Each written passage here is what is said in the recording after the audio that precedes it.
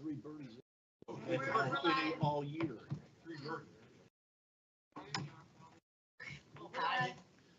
Okay, it's 3 o'clock. We'll go ahead and stand up for the Pledge of Allegiance. I pledge allegiance to the flag of the United States of America and to the republic for which it stands, one nation, under God, indivisible, with liberty and justice for all. You talk to Cooper, okay? Yeah, he was, I just didn't know we're in black today. bringing off the Oh, phone. yeah, it's holy. I had just a favor before we start. We're still having some small equipment issues with the microphone, so if you could make sure that you have it very, you can hear it here while you can't hear it online. So make sure you got it right in your face. We do have equipment ordered. It will not be here until June. It's on its way. We have to limp this up for another couple months. And All right, so we have called the meeting to order. We had a Pledge of Allegiance. We'll go ahead and have. Talia, you're gonna have to put it like. Yes, you can't hear anything online. All right, so we'll go ahead and we'll Wrap it have around a her head. roll call in attendance. We have Bob, Doug, myself, Ed, and Carol. I need a motion for approval of the final agenda. One request is that we remove item 9B after consulting with the auditor. It's a moot point at now because the finding will stay the same regardless. It's statutory. We have to do the budget amendment within 60 days ending after the fiscal year. So that item is not necessary. And it will not affect this year's audit, Correct. or last year's audit. Okay? Yep. Thank you. So it's removed. Yes, please. Yes. I spent all that time reading that thing. Sorry. All right. So I need a motion to approve the final agenda. So second. Remove the item 9B. So I have a motion, a second. All in favor, say aye. Aye. Motion passes. We'll go ahead and move to public comment. I have just one public comment, and it's Rod Senior regarding a non-agenda item. Reminder, 3 minutes.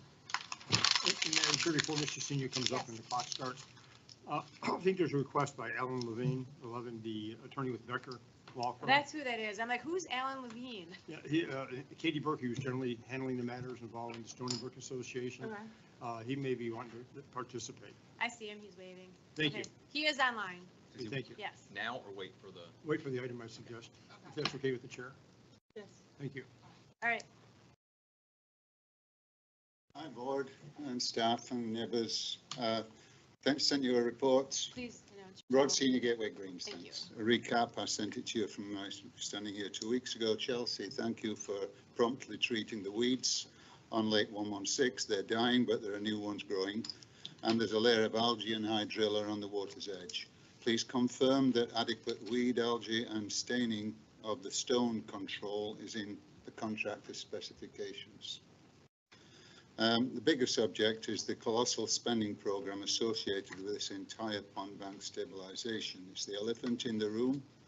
Approximate cost $30 million is earmarked by the engineers within the $58 million bond for this project.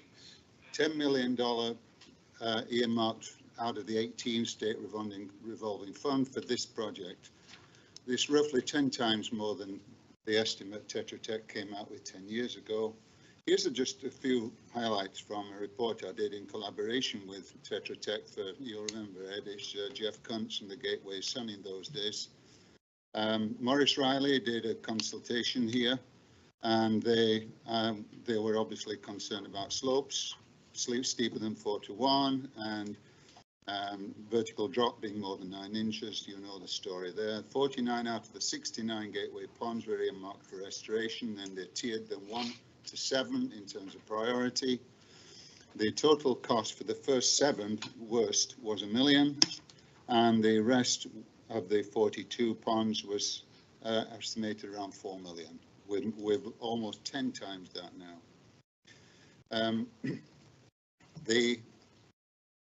I want to say this, kudos to whoever it was. I assume it's a Chelsea or Lee County, whoever's responsible for initiating the CDBG federal funding, particularly from this federal government. If you can get it, which I understand might be in the millions, towards this project, which I understand is a result of the storms, either Ian or Milton or something. But if we can get some funding like that, that's great. Let the residents know once you can. Tell them they've got your back, that you've got their back. I'm asking the supervisors if they would please make a motion, somebody, to dedicate a workshop to this entire subject of pond bank restoration. It's a huge burden on this community, more than anything else you're doing. There are alternative methods to stone and armor mats, which has shot up in cost due to inflation and tariffs. We don't need a Cadillac on every lake bank. You know, we've got 18 miles of lake bank, and we just don't need to put this treatment on every one of them. We can be surgical about it. Talked to Danny Nelson this morning. There are alternative ways to talk about, like geo-webbing, even just restoring and regrassing. But I think it really is a good idea to dedicate a workshop. I'm sorry, to Rod, it. your time's up. If somebody would make that motion, I'd really be pleased to. Thank you. Thank you, Rod. That's it. I don't have anyone else signed up for public comment. So, is that mean gonna? Okay. Local achievement and recognitions, do we have anything, Chelsea? Yes, I just want to recognize Nathan Alley. I sent you all an email. He provided his resignation last week. We wish him the best in his future endeavors. He made a huge impact in his 1 year's. 1 year and like 4 days that he was here. Again, he and Daniel both will be sorely missed. Their last day is, Daniel's is the 28th and then Nathan's is the 30th. So we are actively recruiting for both of those positions. But I just wanted to pass that along that he did find employment elsewhere, did talk to him and couldn't blame him on the offer that he was given. So we wish him the best. Do you know if he was recruited or whether he was solicited? Pardon? Was he, Nathan, was he recruited or did he, He was recruited. was he looking? He was recruited. Thank you. So Chelsea, Yes. they always say bad news comes in threes. Is I there know, anything Carol, else? I was hoping you wouldn't say that. Is there Nothing now. Nothing as of this moment in time. Yes. Okay. And then the other thing, we did have the egg, I don't know what we called it, the the Easter egg hunt. It was a night Easter egg hunt with flashlights. Had a huge turnout. I think it was a great success. Had some golden eggs. Carrie did a fantastic job at organizing that event. And we look forward to have an egg venture. We look forward to continue having those in the future. All right, thank you. So go ahead and move to advisory committees and items to report. I move on agenda item 7A, B, C, and D. And Patricia Zimmerman is here with us in the audience. Maybe she could just stand up so you could see who. I don't think we have a D. She's the new 7C. Oh, because you went all the way That's to the D. I was appointment. Oh, did I say D? Yeah. I meant C. I'm looking for it too. A, B, C. I'll second. All right, so we have a motion by Carol, second by Bob. All in favor, say aye. Aye. Patricia, you just want to wave? You're approved. Welcome. You're official. Welcome. All right, approval of minutes. I move on minutes for agenda items 8A, B, and C. I'll second. We have a motion and a second for approval of the minutes. All in favor, say aye. Aye. Aye. Consent agenda items. Stay. Item. Just one question I'd like to ask on that one. And Ed, I do have 9A. Tetra Tech online for your question. Stephen online? No, we have Tim and Alec. Oh, Stephen is online. He was now. I looked at those and I've done a lot of this over the years. The bid of the low bid, and in fact, it's not the low bid, the low two bids seemed extremely out of line with the other prices. What I couldn't find was a lineal footage description of how many feet we're doing to be able to come up with what their unit price is. But when I've got bids that are 103, 154, 154, and 169, that looks to me like that would be where we ought to be or should be in that neighborhood. When somebody is bidding almost half of that, scares me to death. What do they know that we don't know, that they would bid it for this price? I just don't want to have them coming back and screaming change order right and left. And I would like to echo what Ed is saying. 4 out of these 7 bids are more than double what the base bid was for the person or the company that's being recommended. More than double, and the highest one is 4 times more. That just doesn't make sense to me, and it rings that there's something here that we're not catching. Well, So my question would be is did we call National and ask them, indicate to them, you are obviously immensely low. How are you proposing to do it? My biggest problem is I didn't know what the quantity was. Are we talking about 5,000 lineal feet, 10,000, 20,000, 30,000? Is this work out to be $1.50 a foot, $3 a foot, whatever, all the numbers that I'm familiar with? I don't have any way to compare that, but alls I do with what Carol said is I look at it, I always throw out the high bid. Somebody will always bid a high bid in this kind of work, thinking that if things fall their way, they're going to hit a gold mine. So don't worry about the high bid, but boy, when I see 154, 103, 169, and 154, I'm thinking somewhere around 154 is a pretty reasonable number, and we're half of that. Stephen or I'm Tim, happy, but do you want to answer that? cautious. Yeah, hey, this is Tim Vanderwalker. Can you guys hear me okay? Yes. I appreciate your concern and understand where you might be coming from with that. To answer your first question, we are looking at around 20,000 linear feet of pipe to do this. National Water Main, we have worked with with other users and on different projects. We just recommended them for award with another one of our clients down in that area. So, and we did check references on that. So, there's really no concern there in terms of them being able to perform the work. If you want us to go with the middle bidder instead of the low bidder, I guess that's definitely an option. But as far as our estimating for prices goes, we are around that $1.50 a linear foot for the cleaning and the CCTV each. So I guess that'd be $3 total per linear foot.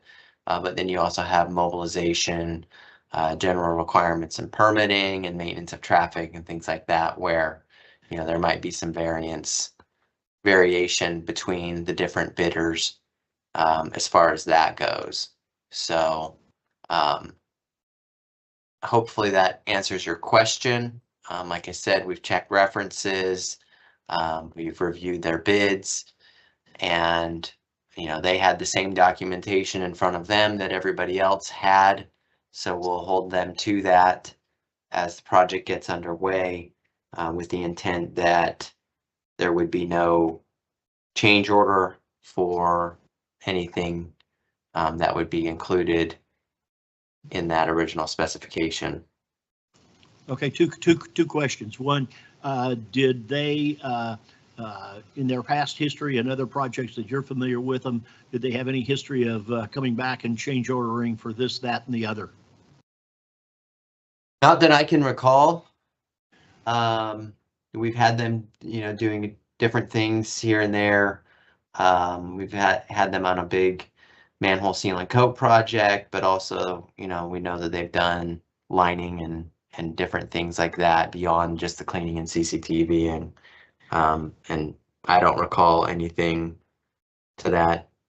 Okay, and then the other one is, did they make any indication that they're subcontracting this work out to an extent that's greater than 50%? I don't believe so. I believe they self-perform that work, and they do have crews that they're bringing in I believe they bring their crews in from out of town, but it is self-performed. Okay, well, if they're doing the work, I don't have any problem. I just don't want them subcontracting out 50, 60, 70% of this to somebody that is behind the scene and we don't know anything about. When Does- Pelican did it, and it has been a while, but we were within 10% of this price. Now, it's been a few years ago. But the $2 range to $3 range What, is an appropriate cost. I don't know what you're going to get for the 300,000. yeah, I don't know what size the But for pipe is, but sticking I'm the guessing probes most. in and getting the videos, and every video Yeah. comes to its own disc, and we were very happy with what we got. Yeah, if they can do the work and do it for this price, then it's definitely to our advantage to Yeah, it's not award the rocket contract. science. I don't want to go out and try to find a reason to throw them out. I just want to make sure that we don't get back and find out that we're holding the bad stick when they start asking for change orders. And Madam Chair, just one quick question. With your previous experience with National, you have seen them through final completion of previous work? Tim, What was that? Sorry. with your experience, You gotta eat the microphone. with your previous experience with National, you have seen them all the way through final completion, correct? Yes. Okay, thank you. So Tetra Tech is recommending award to National Water Main Cleaning Company. I so move. So we have a motion, a second. Second.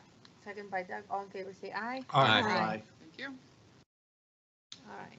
All right. So we're going to present, Tim's going to go over district engineer projects. No, Stephen will. Stephen, okay.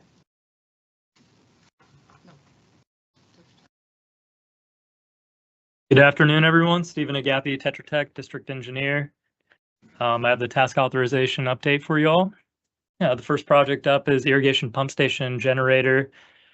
The contractor has resubmitted their building permit, and the status as of this morning was building had signed off on it. The next step is for fire review and electrical, and there should be no issues there. So hopefully we'll have a permit in hand over the next couple of weeks. I believe the generator has been scheduled to be delivered with bill, so that should be getting dropped off over the next couple of weeks also. Irrigation and force main improvements. We're still working with staff to try to get some grant funding for these projects or through SRF, so stay tuned for that. Lower Hawthorne Well, contractors are going to be back out on site over the next month to wrap this project up. Gateway Utility Storage Building, I'm sure you guys noticed that there's some vertical construction happening, so that project is moving along. Phase 2, Year 2 Lake Bank Restoration. This is Met Towers Lake 127 and 130. They are substantially complete. We are working on paperwork and one last punch list item for irrigation and some sod at one location. So those two should get removed from this list before the next meeting. They're done. FY24 Lake Construction Management, MRI is wrapping up 105, 125, and 128 over probably this week or maybe some of next week. And that'll leave Lake 57 in Stony Brook to be the last lake to be completed on that project. FY25 Lake Bank. This is Lake 98 and 99. C and B is substantially complete on both of their lakes. We're just working on punch list items to get that closed out. Met Tower is currently working on Lake 109. They should be installing rock tomorrow and through next week, and then they will move over to Timber Ridge, Lake 94, over the next couple of weeks.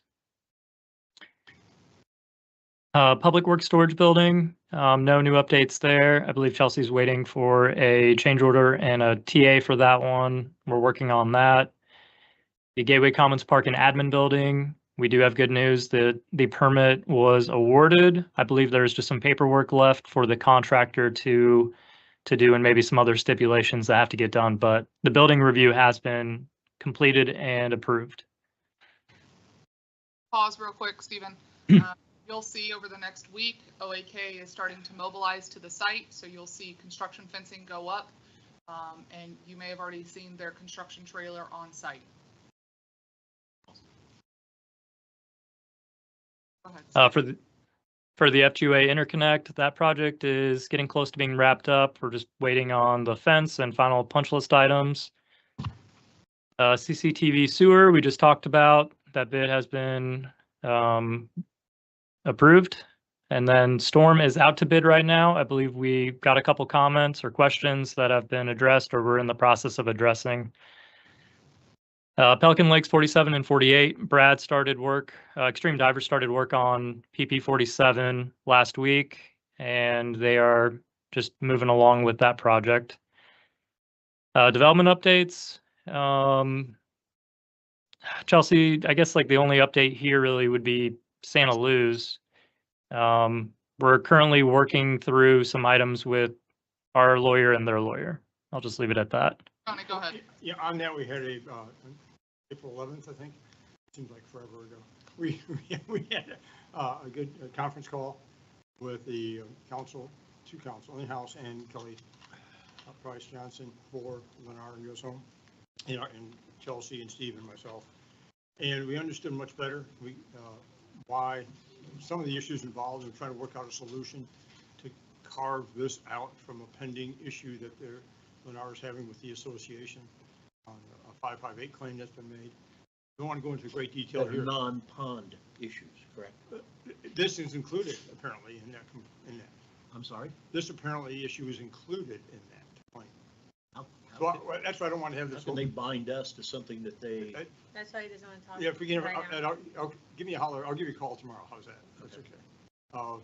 So anyways, we're working on, and I sent a follow-up email to Kelly, asking about the status about her contacting the attorney for the association to try to do a carve-out for this and try to resolve it. Because Lennar indicated they were willing, correct me if I'm wrong, Chelsea, to do the work, and Chelsea kept emphasizing dry season, dry season, dry season, and that's why we are where we are now, because they said last year, dry season, they would do it, and they did not. So it was, I think we got our point across very well. I think they much better understood, they well understood the issues the district's having. And so I think it was a good step towards resolution in my opinion. Time is of the essence. Yeah, That in my was opinion. emphasized. It's, So. we don't have, haven't run across the plate yet to score, but I think made good progress, I thought, on the call. And the only other update with the development updates is Garrett FM is moving quick. Between Tetra Tech and staff, we've had many on-site inspections of them installing the utility lines. So they are progressing with that development up there at the Commerce Roundabout. So they've been great to communicate with and work with. So I want to make sure I understand this deal. Tony, I'm in constant contact with the president at that Santa Luz 2. And that board is green. They got a tiger by the tail. I was not aware that they had done, what is it called, a 588? No. 558? 558, and again, I don't want to have a detailed discussion here on that, Ed. Okay, well, I was not aware of them doing this, but I wasn't aware of what this is anyway. But I just want to make sure that we're not mixing apples and oranges here. No, we're not. Okay. Again, we're trying to obtain a resolution to get the district's issue addressed. And then there was a little more complicating factor. And anyways, we'll you can talk about after. it. Yeah. Okay, back to the administrative building. So you have the permit Yep. in hand. So what does that mean then? They're going to be starting next week. Next week? Yep. Okay. And they're anticipating how long? April 26th. A year from now? Yes. Good luck. Stephen, did you have anything else? That's it for me. I talked to you, Chelsea, earlier today, obviously with Dan and Nathan gone.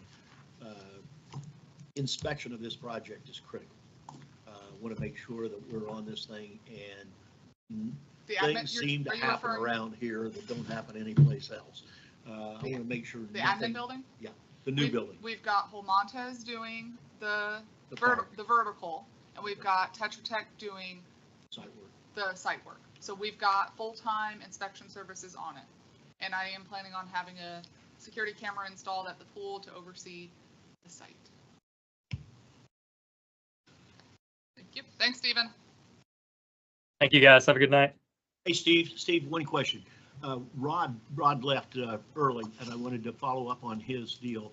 I don't know who he's talking to, but we have now for at least a year been making drastic changes to the design on the Lake Bank projects.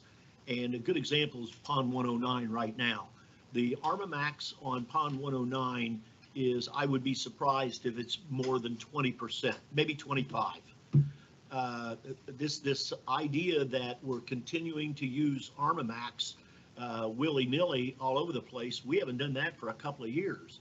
We put in Armamax Correct. because we either had an escarpment issue or we had a slope issue that created the need for that. We haven't been doing that, so I'm trying to figure out what is his concern, or where is he getting the information that it sounds like he thinks that we're still using Armamax all the time. We have cut way back on Armamax, and I just don't see any alternative of doing our projects any differently than we're doing right now when we minimize the Armamax and use the black material in lieu of Armamax, and then put down the stone. And bring in the dirt for compaction. I don't see any one of those activities having an alternative for change. None, absolutely none. Can I add to that question, Ed? The material that we're using, what is it? What is the official name of it? So the black material is a non-woven geotextile, and then the green material it's called Armamax. Okay, so we're using the black material and the green material. One's Armamax, one is the Non-woven. Well, the black, as I learned, the black goes everywhere. Then in the areas that are really significant, the Armamax is on top of it. And are both materials, are they manufactured in the U.S. or are they imported? I believe they're both manufactured in the U.S. The Armamax is, I'm pretty sure both of them are. I think they have to be actually for this SRF project. So yes. Through SRF, but that's what I thought too.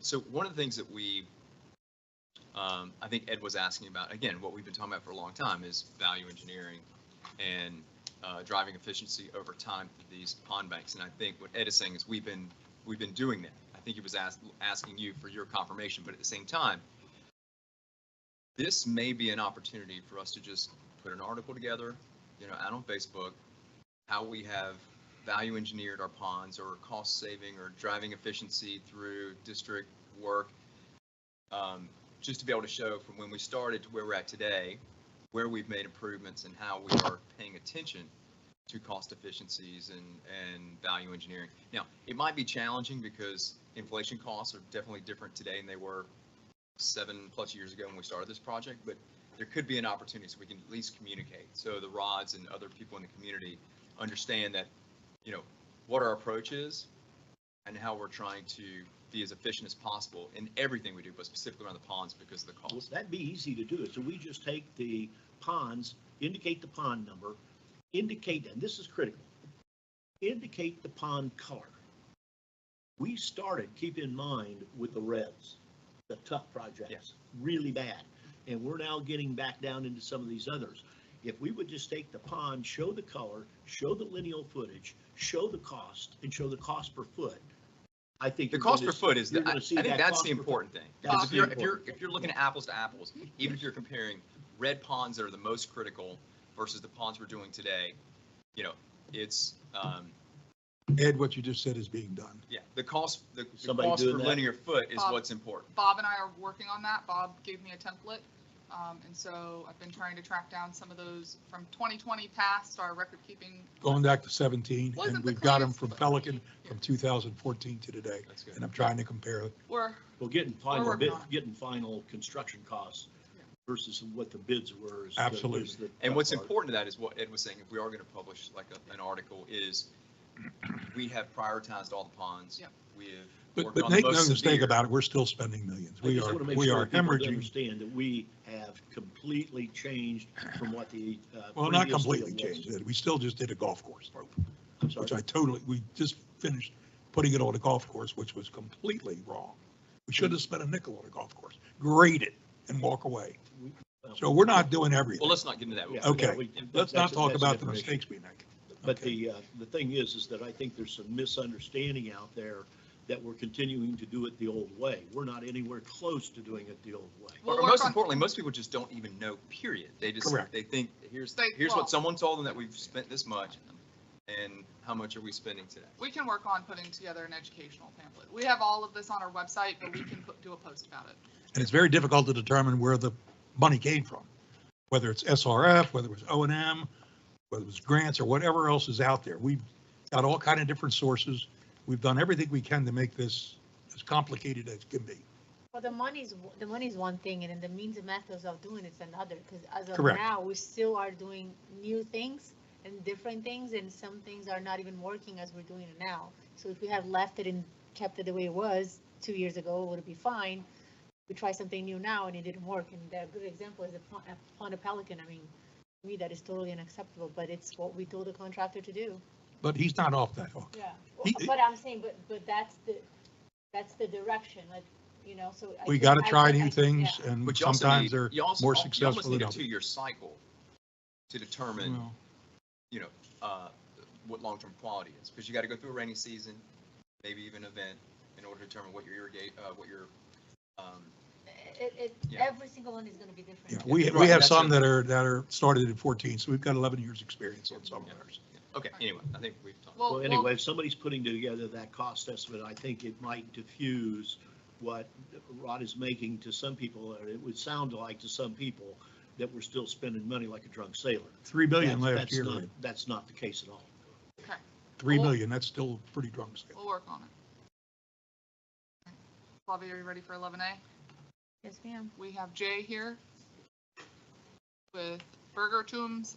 I can't say Elam, Gaines, Frank, McGuire. I can keep going. How many people you got there? A lot of them? Well, the firm official name is still Burger Toombs, Elam Gaines, and Frank. There we go. Jay, So, our yes. auditor, your auditor. so we're okay. So I'm going to do the presentation that's on your screen. On the first page says Report of Independent Auditors. And the basic financial statement opinion is what we call an unmodified opinion. And it says, in our opinion, the basic financial statements referred to above present fairly in all material respects the financial position of the governmental activities, business type activities, each major fund and the aggregate fund information of Gateway Services Community Development District as of September 30th, 2024. And again, that's an unmodified opinion. That's the opinion everybody wants. That means that all the numbers that are in the financial statement are stated materially correct. We also have some opinions relative to compliance, and then the required management letter by the Auditor General. In our internal control compliance letter, there were no instances of non-compliance or other matters that are required to be reported under the governmental auditing standards. We did have one finding in the management letter this year, and that was the actual expenditures and transfers out in the Pelican Preserve and Stony Brook Special Reserve funds exceeded the budget. Okay, and so we've had a lot of talks about that, and I'm pretty confident that won't happen again. So, Pay off just, the Is this 2013 9B? bond. there were two questions at the same time, I'm sorry. Is this basically addressed by, was going to be addressed by, Yes, would have been it addressed would by have. 9B? correct. Right, but it didn't happen within 60 days. and But in that's what- paying off the 2013 bond, when we did, that wasn't in the budget. But Correct. that So, was a decision by PPAC and supported by this board. so just so you understand what occurred and what has since changed. Historically, the board at the very end of the fiscal year would do a single budget amendment and move all of the money that you had decided throughout the year. If it was moving money from the reserves to the 002 fund to pay off that bond, whatever it was. We received notice too late. You guys had canceled your second November meeting, but regardless, we had received the notice too late to even do the budget amendment because it is required 60 days after the close of the fiscal year. And so what has since changed is every quarter when Stephen Bloom gives his financial update, we will bring, if we need to, a budget amendment to make sure we capture this and this never happens again. That's good. So, but right now, all it is just a finding. Yes. Nothing will change. Even had you approved B, nothing would have changed. His opinion would have stayed the same. That's why we pulled it. But Reality based- versus but based on budget. the finding, we can substantiate that finding through logical Yes, reasoning. yes, Had we known in the summer we were going to do it, we'd have plenty of time. exactly. It's a late So breaking development. processes have changed, so this should not happen again. Thank you. Sorry, go ahead, Jay. Okay. And then wait, the wait, wait, other wait. thing is In an the- attestation. I'm It has to do with compliance with section. Hold up a second, you had a question? Hold on. Oh, in the future, let's say, I don't know, any of the funds, they decide to take money out of their reserves and use it to finish up, and it goes over the budgeted amount. Is that the kind of amendment you're talking about? Yes. Yes. Anything that creates a budget over expenditure, Ready. which means that the actual expenditures exceed the budget. Okay, so using money from reserves is going to cause that amendment to happen.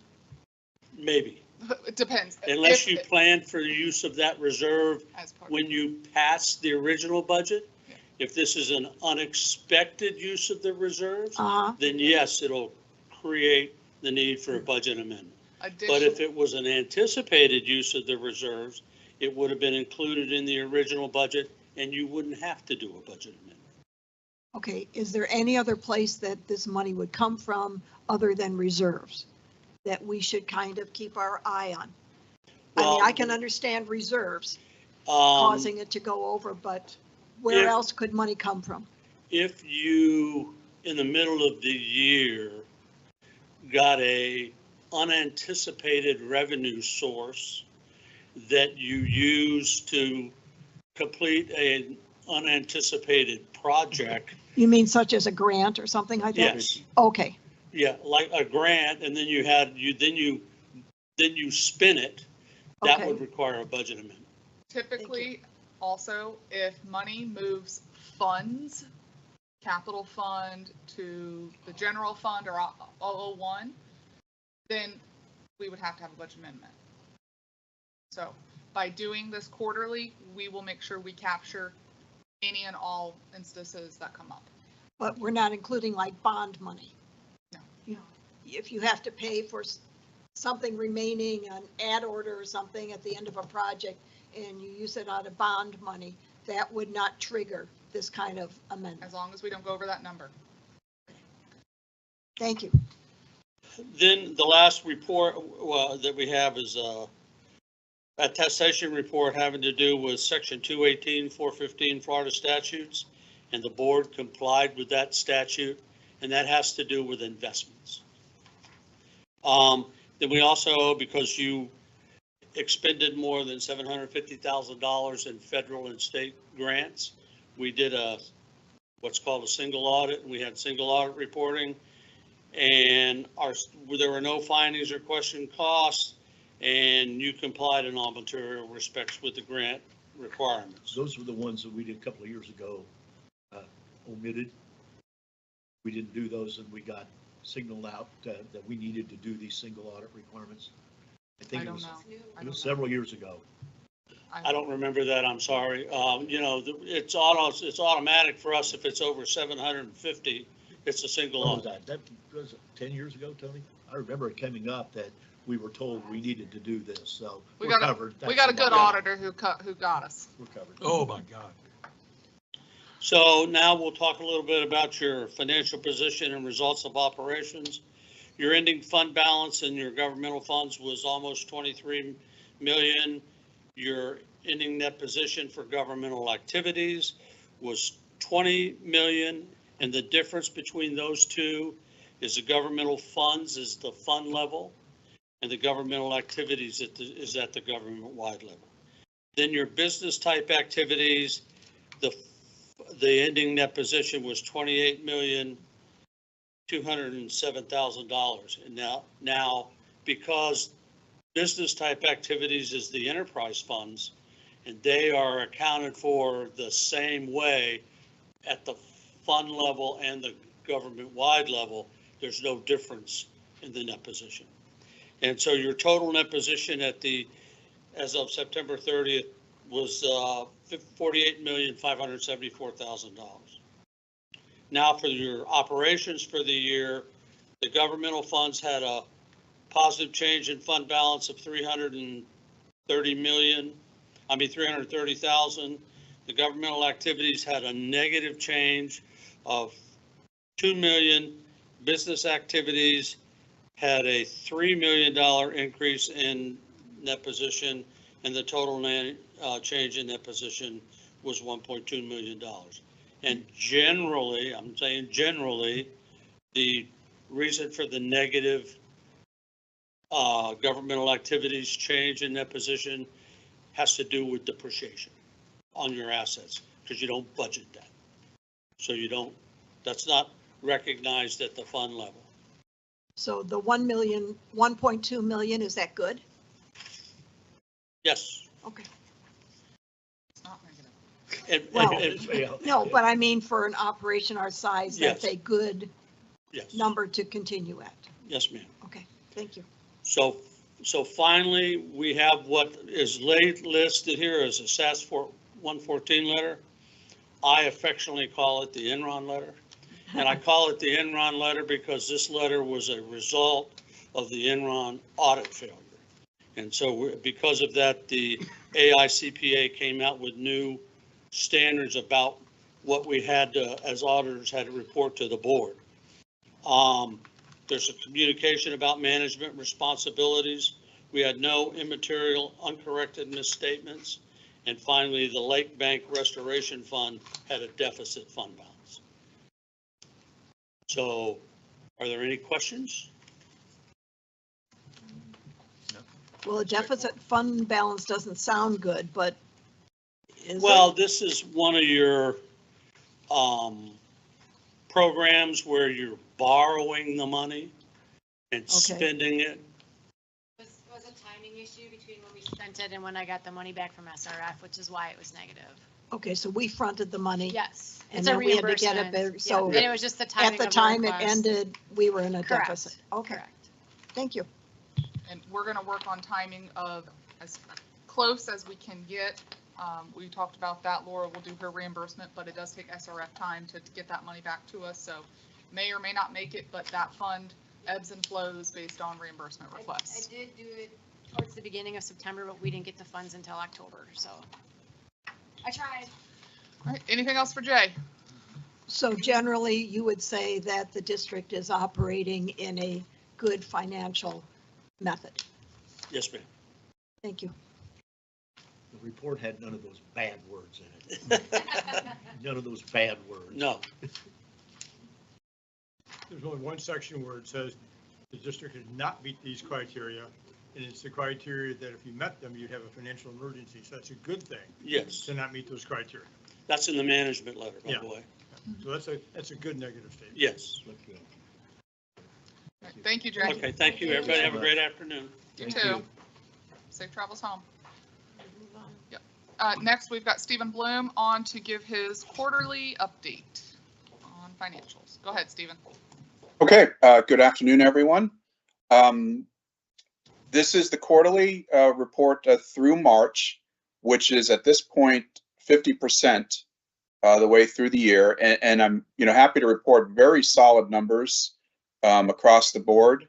When you look at this, starting here with the revenue, and that's why I mentioned the 50%. If you look at the percent of budget, if you started to see numbers that were under 50%, that's where you would start to have a concern.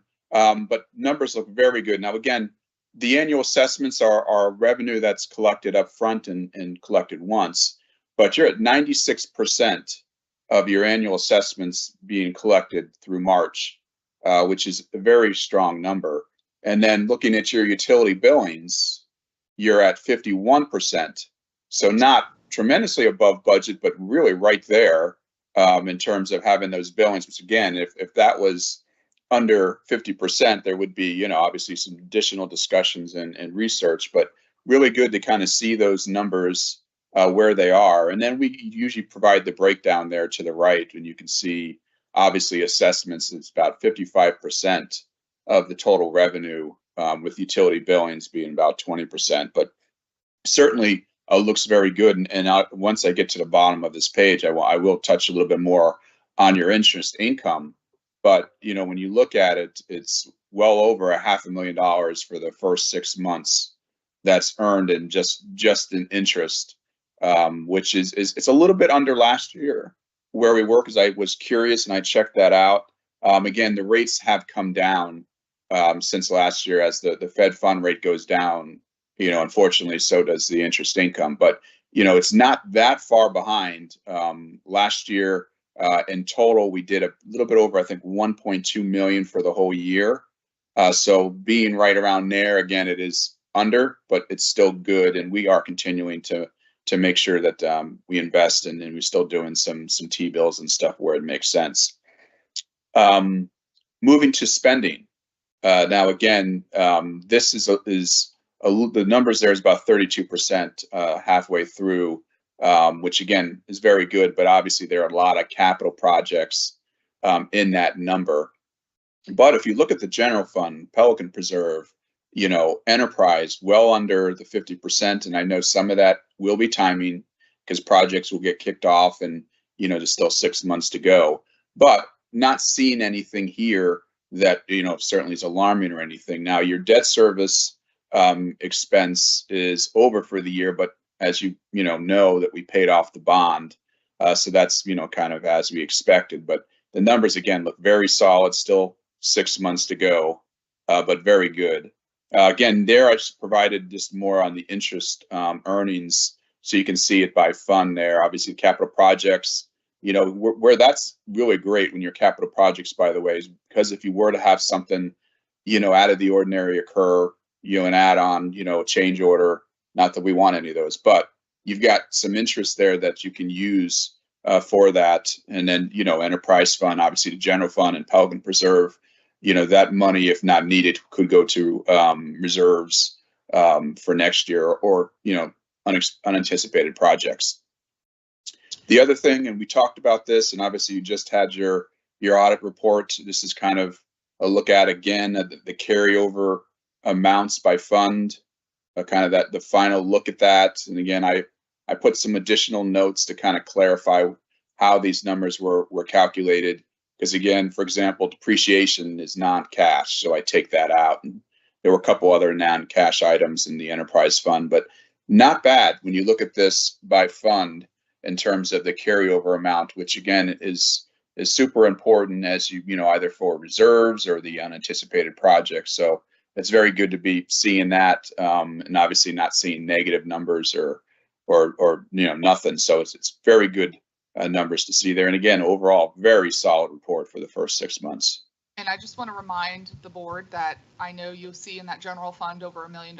We had those projects that we said were for the park stuff that we were going to carry that forward for this year. And so that's why there's a couple $100,000 in there that is for the park stuff. So. And so Pelican's 190,000, that means that they budgeted that amount, but it was not spent.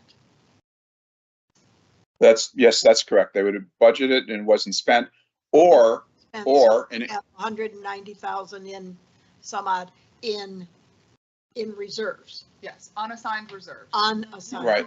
So But also, this is the kind of money that ends up with the ponds fund underspending, Yes. and it stays in ponds, Yes. safety and security, and landscaping. Yeah. That's what this money is. PPAC could put it all in reserves if they wanted, or they could do nothing and they could bring it to us. But right now, these are the monies that are in their checkbook, unspent from the prior year. Not just those, it's not just those three, though. Some of it is from the administrative stuff where we underspent too. So then that Yeah, we don't that do would much go of into that. the unassigned reserves. But for ponds, landscape, and safety and security, whatever they underspent from their budget goes into their own reserve Reserve fund. fund. Everything else goes into the unassigned. Now, where does the Pelican Preserve Fund interest? Is that in O2? Does that just go automatically into the reserves? It's yours. It's your money. It's your interest. Yeah. I'm just asking where it goes. Yeah. Is it accrued at the Yes. end of the year? Yes, because we budget for it. So Oh, we do budget for it. Yeah, we do budget for it and it's Never mind. consistently coming over the budget. I so, missed that we yep. budgeted. Yeah, we're very conservative with that number because you don't know where you don't want to put too much in the interest income budget and then wind up really short. Now you can't assess, you can't make up the difference. But yeah, I think I'm looking at this year, we budgeted 10,000 and we're already at 94,000. But yeah, it does drop down to the reserve, automatically and get put into the carry forward. Okay. But the fact that you're so far over budget, on the revenue side for interest income is also why, you got, some of that would certainly go down to the carry forward. So it's a cumulative across the board. But yeah, having that additional investment to interest income is certainly great to help, kind of these projects that become unanticipated or surprise, I guess. And one last question, Tony, the Stony Brook investment earnings, the $4,705, will you address all of that money in the 004 account when we come down to the to that agenda item? Well, that's what I we guess plan on it's the- doing with the agreement, addressing it one way or another. Either it gets expended before. Well, I don't need you to address it now. I'm just Yeah, saying, we will. will you include that and address it at the time we come to that Yes, and agenda item? so we have this initial discussion, yes. Okay, thank you. Any other questions for Stephen? Nope. Thank you, Stephen. You're welcome. Move on to Stony Brook Master Lift Station Odor Control. Yep, so just wanted to follow up. We had, as you recall, we had the professional consultant come down, make recommendations. We've worked with the vendor to solicit a proposal and price for the said recommendations from the consultant. There's a couple options, but there's lease. This is a leased option. We're looking for your approval on. There are lease to own options at the different intervals at, I think, like 3, 4, 5 years out. But we want to get this larger odor control unit in at the Stony Brook Master Lift Station as soon as possible to provide that long-term solution that we have promised to that community. So if I'm reading this correctly, the lease part of it is only for a year. And then there's the option that we could purchase. Yes, ma'am. And it's at different amounts if you purchase in year 1, year 2, or year 3 Correct. What's the total cost? For, for purchasing. Buyout right off the bat, the whole. I have a different price proposal for buyout option, but that is not viable right now with our budget. Okay, because what we're doing right now is we're paying about 50,000, 7,000 down, 50,000 a year. And how long should this unit last? What's the useful life of the unit? Oh, I'd have to ask the vendor. I'm not sure, but we're leasing it, so they're on the hook for any issues that we would have with it. I guess if it's time to buy out our lease, that's when we'll That's when- address that. Yes. If it's working, we go on down the road. If it's not, we Yeah. start asking questions. Get a So, new one. there We'll buy it is. next year. There is some additional items that have to be done, electrical things, which staff, hoping that you approve this and trying to get ahead of the game, was working with Bentley, our electrical contractor, to do the preemptive stuff. So they do the prep work. Yes, What are they doing over there now? prep work for Yeah. this. Manhole was left open, that's why it was stinky On there for on the one night, basis so. that we approve it. So moved. I'll second it. Okay, we have a motion, a second. All in favor, say aye. Aye. Wait, what did we just, Stony Brook run Master- back what we approved? Stony Brook Master Lift lease for Station, 1 to lease year. it for 1 year. To lease for 1 year, okay. Yes. All right, aye, aye. We'll reevaluate in a year's time. We'll make sure that this system works as the consultant recommended, and then we can have a discussion a year from now. And this is the only one that we have a problem with, right? No, we have a second one, but that's going to be brought in the budget for next fiscal year at Girl Scout. What's the turnover from close down? I'm assuming we're gonna run the one we got till we're ready to make the switch over. We're doing What's the turnover? immediately. That's why we're doing all of the prep Okay. work now. Okay. So all of the construction work associated with installing this, hooking it up with electrical, all there has to be is a pipe going from the old unit to the new unit, and that's it. Unplug one, Pretty plug in much. the new one. Yes, we had to do the hole a little bit bigger, and then they had to do some of the electrical work, and so doing all of that, getting ready, gearing up. I think it's 6-week lead time for the equipment, so we're trying to get it in as soon as possible. All right. Okay, so let's go ahead and move to B. Laura? Budget. My favorite topic. All right. This budget discussion, you had asked, we're going to talk about staff. As a result of the discussions during the assessment methodology, whoops, wrong thing, I want to blow it up. We changed the categories to admin, Parks and Rec, and then enterprise fund. So under the enterprise fund, and the general fund, there's admin, then admin ops. And so admin would be you guys, because you're just admin. You don't have anything to do with the day-to-day operations of the business. Admin operations would be all staff that are involved with the day-to-day operations of the business, like Chelsea and myself, even Vicky, Bill, they do some administrative work. It's not all just strictly related to operations. Parks and Rec is Parks and Rec. And then operations would be the field staff. What are the black numbers, account numbers or something? Yeah, that's for me. That's so that I know when I set this up to do with the journal entries and the budget, I know where to put them. It just makes it easier for me. So is there any difference in percentages from last year to this year? I didn't. Yes, because of the assessment methodology. The only difference from when you all approved the assessment methodology to here is we failed to put in a percentage of our administration's time into Parks and Rec. So when we talked assessment methodology, my time was 60% enterprise, 40% admin. Laura's was the opposite. Well, we do spend some of our time in Parks and Rec, so we felt it prudent to add a couple percentage of our time towards Parks and Rec. Otherwise, everything else is exactly the same as what you had seen previously. So just this 7% here is different. Except that in the past, we had the names of the individuals and the percent of where it was charged, because we went It's through right all that here. last year. It's Well, right here. but it's not, it's a very different format, that's all. It's the same format. It's just that there's less columns. It's a different format. It's Because last exactly the year, same you format. specifically put in the amount that Pelican was charged. Where do I see that now? You don't because. That's what I'm saying. Right. It ain't the same. It's different. Because it's a new. However, Correct. I understand that.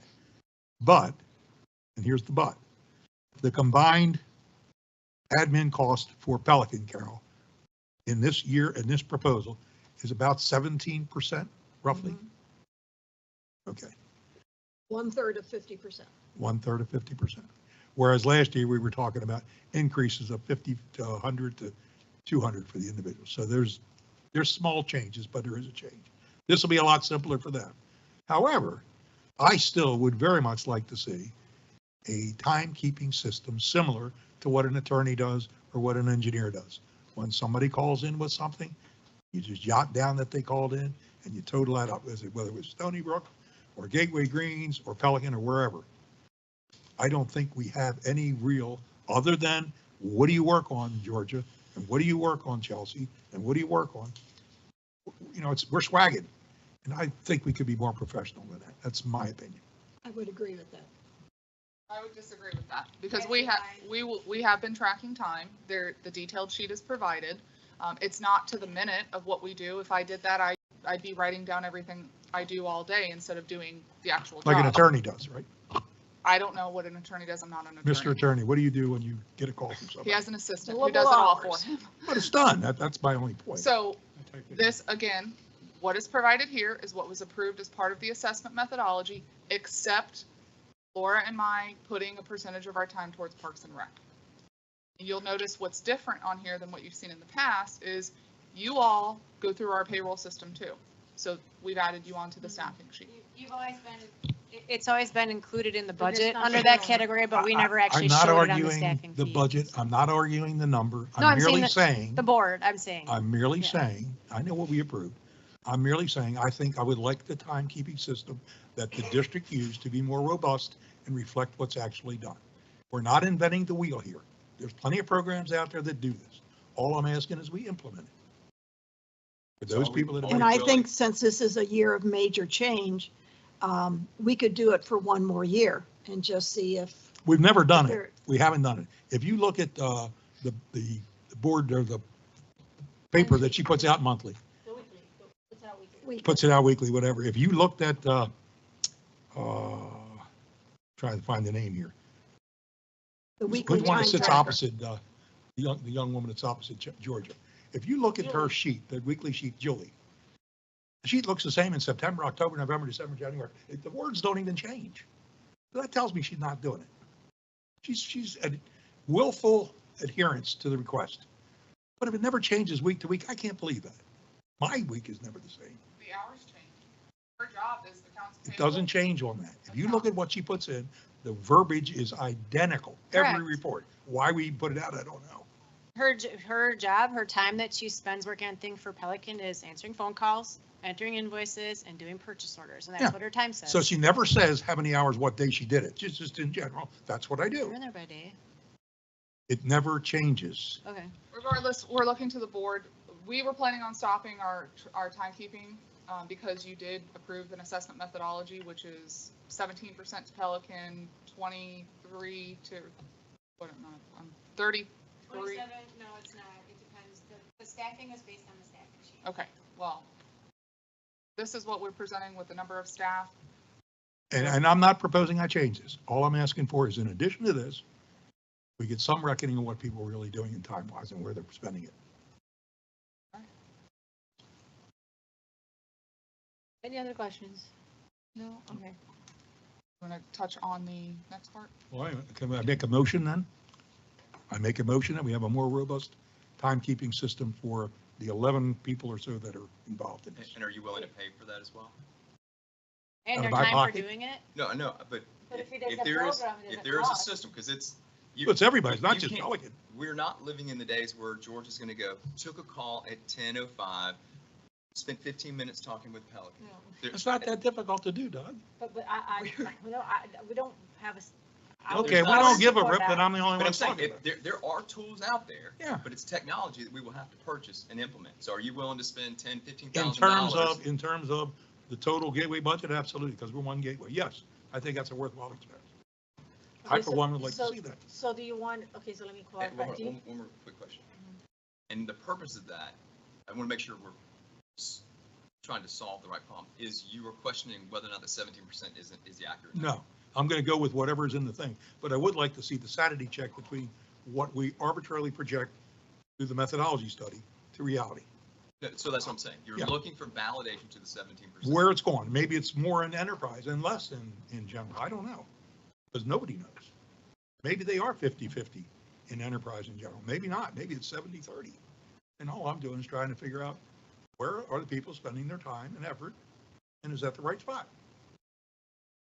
Because I remember the conversation a year ago when we were still doing the percentages. Oh, well, 6 months later, we'll tell you and we'll adjust. What a load of BS. There's never been any adjustment. Well, Laura, didn't you say it was actually higher?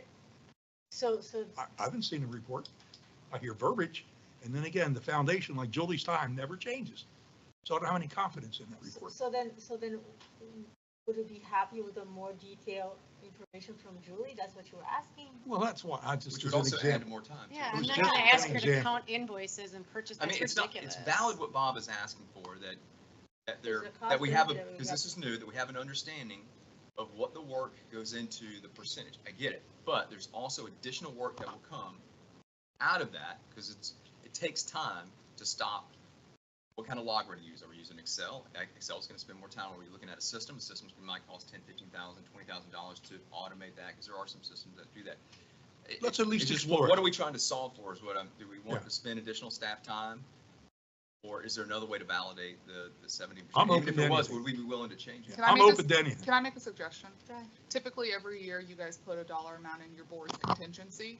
Let us continue tracking like we're doing. You may not like the verbiage that you're seeing, but the numbers that she is doing is what I trust my staff, that they're putting down the numbers that they're putting on, just like I talked to you for an hour the other day, I talked to Doug Zanner, I talked to Carol, whomever it was. So we're gonna have a year and a half? We already have a year's worth of Trust me, data. you've never talked to me for an hour. No, not you. Oh, I don't thank talk you. to you for an hour. I talk to him. He makes up for it. He thinks Um, too, not for you or for him. I've never talked. I to would him for an hour. suggest, if this is something you want, if that is something you want. You have a board's contingency every year. Let us get through the end of the fiscal year, like we all agreed months ago that we were gonna have the number tracking. Regardless of the details, we have the numbers, that's the most important part. We'll be able to quantify that. Laura does the PTO input, she does all of that. We have that for a year's time, and if you guys wanna invest in that type of system, we can get some pricing and bring it to you. And that sounds totally reasonable. All I would like to do is to see options of what's available and how to do it. I certainly don't want to have a reporting system. It takes 2 hours a day. That's Bob, ridiculous. I would love for you to shadow me one day, please. No, it's not, that's not it. I just think that the district should have a reporting system. Other businesses do it. Okay. All right. That is my suggestion. Doesn't have to be negative. Charge your time. 40 hours a week. So much to Pelican, so much to this, so much to that. What do you do with the 2-3 hours that doesn't have an assigned time? Who participates in that? We still have to Right pay now, for what you're it. saying, That's what I'm saying. what you're saying is right now, you don't want to pay for that. No, I'm And not, my deal Ed, is I'm not saying that totally at all. opposed to that. I'm saying I want to understand. I'm perfectly willing to take the 17%. That's not even for discussion. So it isn't a dollar value, but I still would like to know where they're putting their efforts. Well, this year, so far, from what I'm tracking, of all of the hours that have been tracked, does not include PTO holidays, just the time that's tracked. Of all of the tracked hours, Pelican is using 20% of them. That's what I thought you said 21 the last time. So Yeah. It actually went down a little. It 'Cause went I down to remember it was 20. 17 and they're actually utilizing 21. So we're looking And at now- charging you 17% for next year, and you're actually using 20% of it right now. So if we do that, and at the end of the year, staff is 20%, you won't have any problem with going to 20% or going to Absolutely 15, not. if that's what the number is. Except as long as that follows in the methodology. Now, again, there are two different things. I'm okay with the methodology. Not challenging that. 17% is 70. It's simple. It's easy. Separate item, new conversation. I would just like to see where everybody's spending their effort on behalf of the district. All right. It's not just Bob trying to cut down Pelican's costs. Although, I will say, and Julie, and Laura can confirm, Pelican has done an awful lot in the last year to cut down on their expenses. And again, the point is, if people make an effort, if you know where you're being charged and you make an effort to make it better, you get results. Efficiency. All right, so Laura, No. anything else? Yes, Carol requested at the last meeting to discuss the benefits, where Laura had solicited proposals last year for FRS and how. Next. Hold on. Oh, well, since you have it up on the board, the organizational chart that you just had up there. Since our Public Works Director and the project manager are going to be empty by the end of this month, hopefully filled again. Are you thinking about doing any restructuring of those two positions? And also the stormwater specialist is not going to be there. L. Oh, well, no, that's Which the that is- summer, That is noted. on the No, first- I understand, but there's three positions, right? to Carol's point. The only thing that has changed is, if you recall, we previously had a landscape lead position. Nathan was wearing two hats. He was the project manager and doing the landscaping. As you recall, at the last meeting, we talked about that irrigation tech. So basically, the landscape lead that we morphed into Nathan's role, we're gonna pull it apart. So the budget's not gonna change, but we're changing the landscape lead to a landscape and irrigation tech, which that position is filled via internal staff. As of today. Okay, Where's that on here? It's not, because when I put this out, I didn't know I was Yeah. having 2 resignations that week, so it'll be updated for And your it was next. accepted What, today? what is your, Yes. what's our plan to fill those 2 open roles? We're actively recruiting right now. It is my intent to hire the public works director first. Either bringing somebody in and giving them the opportunity to hire a project manager, just like I did with Daniel. He recruited Nathan, and he chose that he or she, that public works director, give them the opportunity to build their team. What's your timeline? Yesterday, No, I mean reasonable. Are you looking at 60 days? Yeah, we're 60 days. 60 days. We do have interviews set up next week already. Okay. And if you were to put a dollar amount on potential loss of productivity as a vacancy of Daniel, do you see, other than, is there any loss Daniel of- does a lot. It's- What's our risk over the next 60, 90 days. 90 days of not having someone in that position. The Or dye, not getting any sleep. the dye in my hair, No, I the mean, cost of the color. No, seriously. No, I- but seriously. I mean, because here's what I'm trying to get to. It This is a wonderful. difficult position to recruit for. It's going to be hard. I mean, we go through this every time for these types of positions, trying to find someone that has the background that we're looking for, that can fit within our Meets all of range. our That, expectations. yeah, I mean, and more than likely, we're going to have to find someone, again, like Daniel, with the understanding that in 3 years, that person's Yep. going to get recruited out. I mean, it's the model. It's the model of the district on Government. all of our roles, especially in our size. We're going to lose people to the But city, the county. Daniels is a little bit different with the military. Yeah. Well, This is a little bit different. The project manager, that's a totally different deal. no, He but, was but, stolen. but even if That's it wasn't the all there is to it. military, I would probably say in a year, Daniel would probably, just like a lot of people He on could have been staff, stolen by would have another been company. recruited by someone else. So I just want to make sure that we are not waiting too long. And the reason I'm bringing this up is because if we need to set aside some dollars to be able to pay, A temp a- person.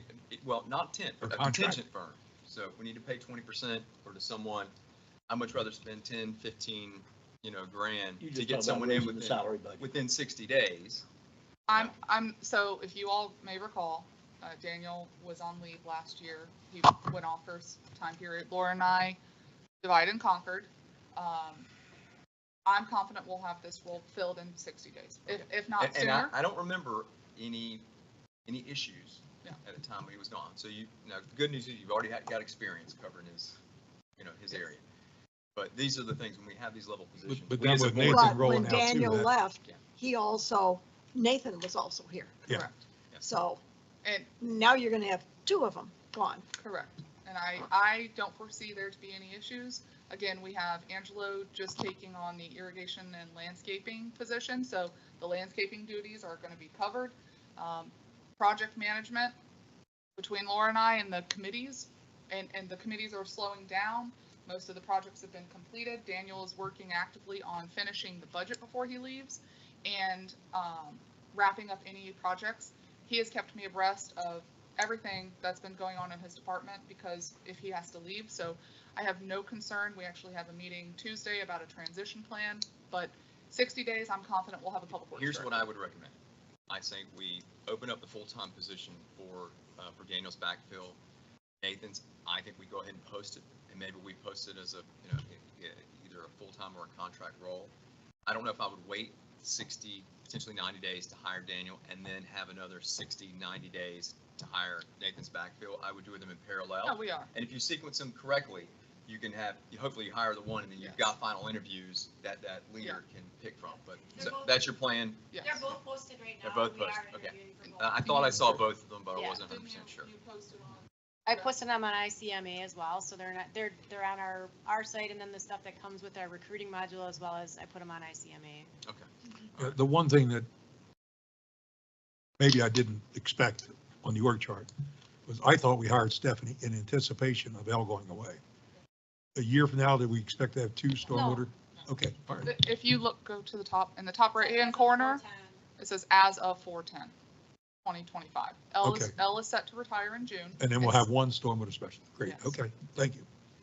Is that going to be a place that goes out for recruitment on No. when she comes? No, That's what Just Stephanie going was to hired move for. Stephanie straight up? correct.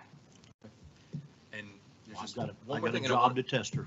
One more, I just want us to be thinking about this. Again, I'm not even sure if it's viable. I think I've brought it up before. With our amenities in our facilities, and just looking at Gateway as a whole, I think we need to look into either an in-house security or whatever we want to call it, or we look externally. So I think we just need to look at the numbers. And what I would say the reason for that is when we get this administrative building and the parks, I think we're going to need a presence at certain times to ensure that we can regulate, monitor, and enforce who's using these facilities. Like from 6 at night till 6 in the Yeah, morning. or just whatever. I mean, we can- Daytime and got We can staff do we can do studies, but we even have that problem today over here on these fields. You go over here on Sundays or in the afternoons when the leagues aren't here. there's people out there using it that don't. That's live not a here, bad don't idea. know. But also, I think there's also just the presence of having a rover around with the kids on their e-bikes, with, golf carts. Just, even if we can't enforce, hey, you're not allowed to do that, maybe it can help with some speeding stuff. So I don't know which is more viable, in-house hiring, a couple part-time people and a rover, or a security system. We'll hire up Barney Fife. Yeah. But Give it's him a something I think badge. we should look at. If it's not feasible, then we make that decision, but I think it's something we should strongly consider. There's got to be some type of security, because you're going to have major problems in that park with putting in some of those facilities that you haven't even thought of. We have it over at the country club, and we can't even maintain it there. We got people using the facilities that aren't members. You're going to get that here. And I do think then all hell's going to. and we will have a benefit, and that's one of the reasons why we put the administrative building on that piece of property. Consolidating. Because if you've got an administrative building and you've got Lee County as a satellite, and there's a vehicle sitting in the parking lot, there will be some. That's a deterrent in itself. There will be some deterrents, but I think we should seriously look at, maybe it's the next physical budget, but I think we should look at viability. But for me, it's, do we do nothing, or do we look at building something internally? Or do we look at, looking at external vendor, which is most cost effective, and which one do we get the biggest? I would suggest because we don't know, we're anticipating April, but I would say if anything, we would utilize the sheriff and contract it out for next fiscal year. And then this budget time next year, we have that hard conversation. It's fine. I just think let's put it on the radar. Yeah. Let's at least start having some Good. conversation. Think sooner? No, I'm just thinking cost, because sheriff is $50 an hour. Yeah, Well, sheriff's pretty security- expensive. All right. Security guard is We'll solicit proposals. 1722. And the security guard can call the sheriff. That's what we wanted to do. Yeah, we'll solicit some price. Well, we have pricing from Pelican and Stony Brook for the security, so Gives us an idea. we'll give you an idea. We'll bring that to I'd you. rather see a fence and barbed wire Oh, than no. paying hours. I can just tell you what you're going to run. Electrify the fence. There's our little You're kids. going to have people in there. What are those security systems where it goes on and goes, hey, you're not supposed to be here? You're going to have people over there using those facilities that are not members of this community. And you'll find out, boy, we're having it over there at the community. They will at Gateway. sell them passes. I didn't know you were wide open. I'll come We'll over. sell them passes. Even though- All right, Carol. Okay, now, Carol had requested this. Go ahead, Laura. Okay, so this is the same thing that I put together for last year. We do know that our rates are, I think they're good for the rest of this year anyway, this calendar year. We had looked at adding in a district contribution for employees who have families or spouses, since we currently cover just the employee portion of the insurance. And these are our new updated current rates that we're paying for our employees. So this just kind of breaks it out by Explain it, please. Yeah. that's what I'm doing. The district's cost in each category, if the district were to contribute 0%, this is our cost. And the employee obviously is 0%. So right now they pay half and we pay half, basically. It's equal. So this column here is what the district would pay for each of these people, and this column here is what the employee would pay. So this is current because we contribute nothing. At 15%, this would be the costs. So you can see it goes up by $24,000 for the PPO plan, and then $1,100 for the HSA plan. And then I did the same for the 25 and 50% contributions. If you want to look at it all summed up down at the bottom down here, this is at 0%, this is what we pay. If we would contribute 15%, it would be an increased cost of about a little over $25,000. At 25%, it would be additional $42,000, and at 50%, it would be an additional $84,000. And I did my 4,000 total. Annual. in an additional $84,000. Total to cover Yes, yes. So what is the But- total amount we currently pay? That we're paying 6 million and this is 42,000? No, it's 280,000. We currently pay 280,000 and Yes. it'll be an additional, okay, Yes. 42. But it would be only to those individuals that would qualify. So Correct. 4,000. So I to- did to my do- best guess to look at, okay, assuming that any employee who worked here that had a family or spouse or children, if they were to take it, that's what we would have. Some of the initial feedback that I got, that even with these contributions, they still wouldn't change. Yeah. And how many total employees do we have right now? 33. And then we Oh, yeah. So hold on, let me see if this is correct. So it would be, at 50%, it'd be 84,000, but only to those that would be eligible. That's my best swag Yeah. anyway. So, Yes. and how many employees would that be? 20? There's what, 10, 11, 12, So we would be impacting 15 a for 12. third Yeah. of our workforce by offering this benefit. Mm-hmm. So again, 2/3 would receive no additional benefit. Correct. No additional value. Correct. And just so you know, the conversation that we had with our broker was if we were to kind of stagger this, the first order would be to like family, like the family option with children, and then like maybe the next year offer it as the spouse, just because of rates and claims and things like that. But this was one option, and then the other option, if you want to jump to the FRS option. You said 33. How did I see on this 27? 27. Not everybody takes insurance, and we have 4 part-time people, so not everyone has insurance. Okay, so. But also not everyone would be eligible. So if you're part-time, you're not eligible. Correct. Okay. And there So are really some it's around employees 20. that don't take the insurance. So do they get a benefit? Nope, get nothing. All right, Or so, do they have spouses that cover? yeah, I would be one of them. So this is, we had looked again at doing FRS. If I look at people, these are all the employees who are currently participating in our 457 plan. What's which- FRS? Florida Retirement System, Okay, State pension. pension. okay, thank you. So not all of our employees, we have a lot more of our employees who are participating, but not everyone who's eligible to, which is all full-time employees, participates in our 457. So right now, we did add in the tiered system this year, so you can see this under this column here, this 457, ER is employer, EE is employee. Some are now getting a 4% match or a 5% match, so thank you for that. This is the first year that we've been able to do that, increase that That's based on match. tenure? So this was all 3% last year. The match for FRS is 13.57%. So the increased cost to us, if all of these employees and only these employees would participate in the FRS, would be an additional $153,000 a year. So that's not really, in my mind, yes, it'd be awesome, but it's not really fiscally responsible. So one of the things we talk about is equal benefit to everybody. This provides that.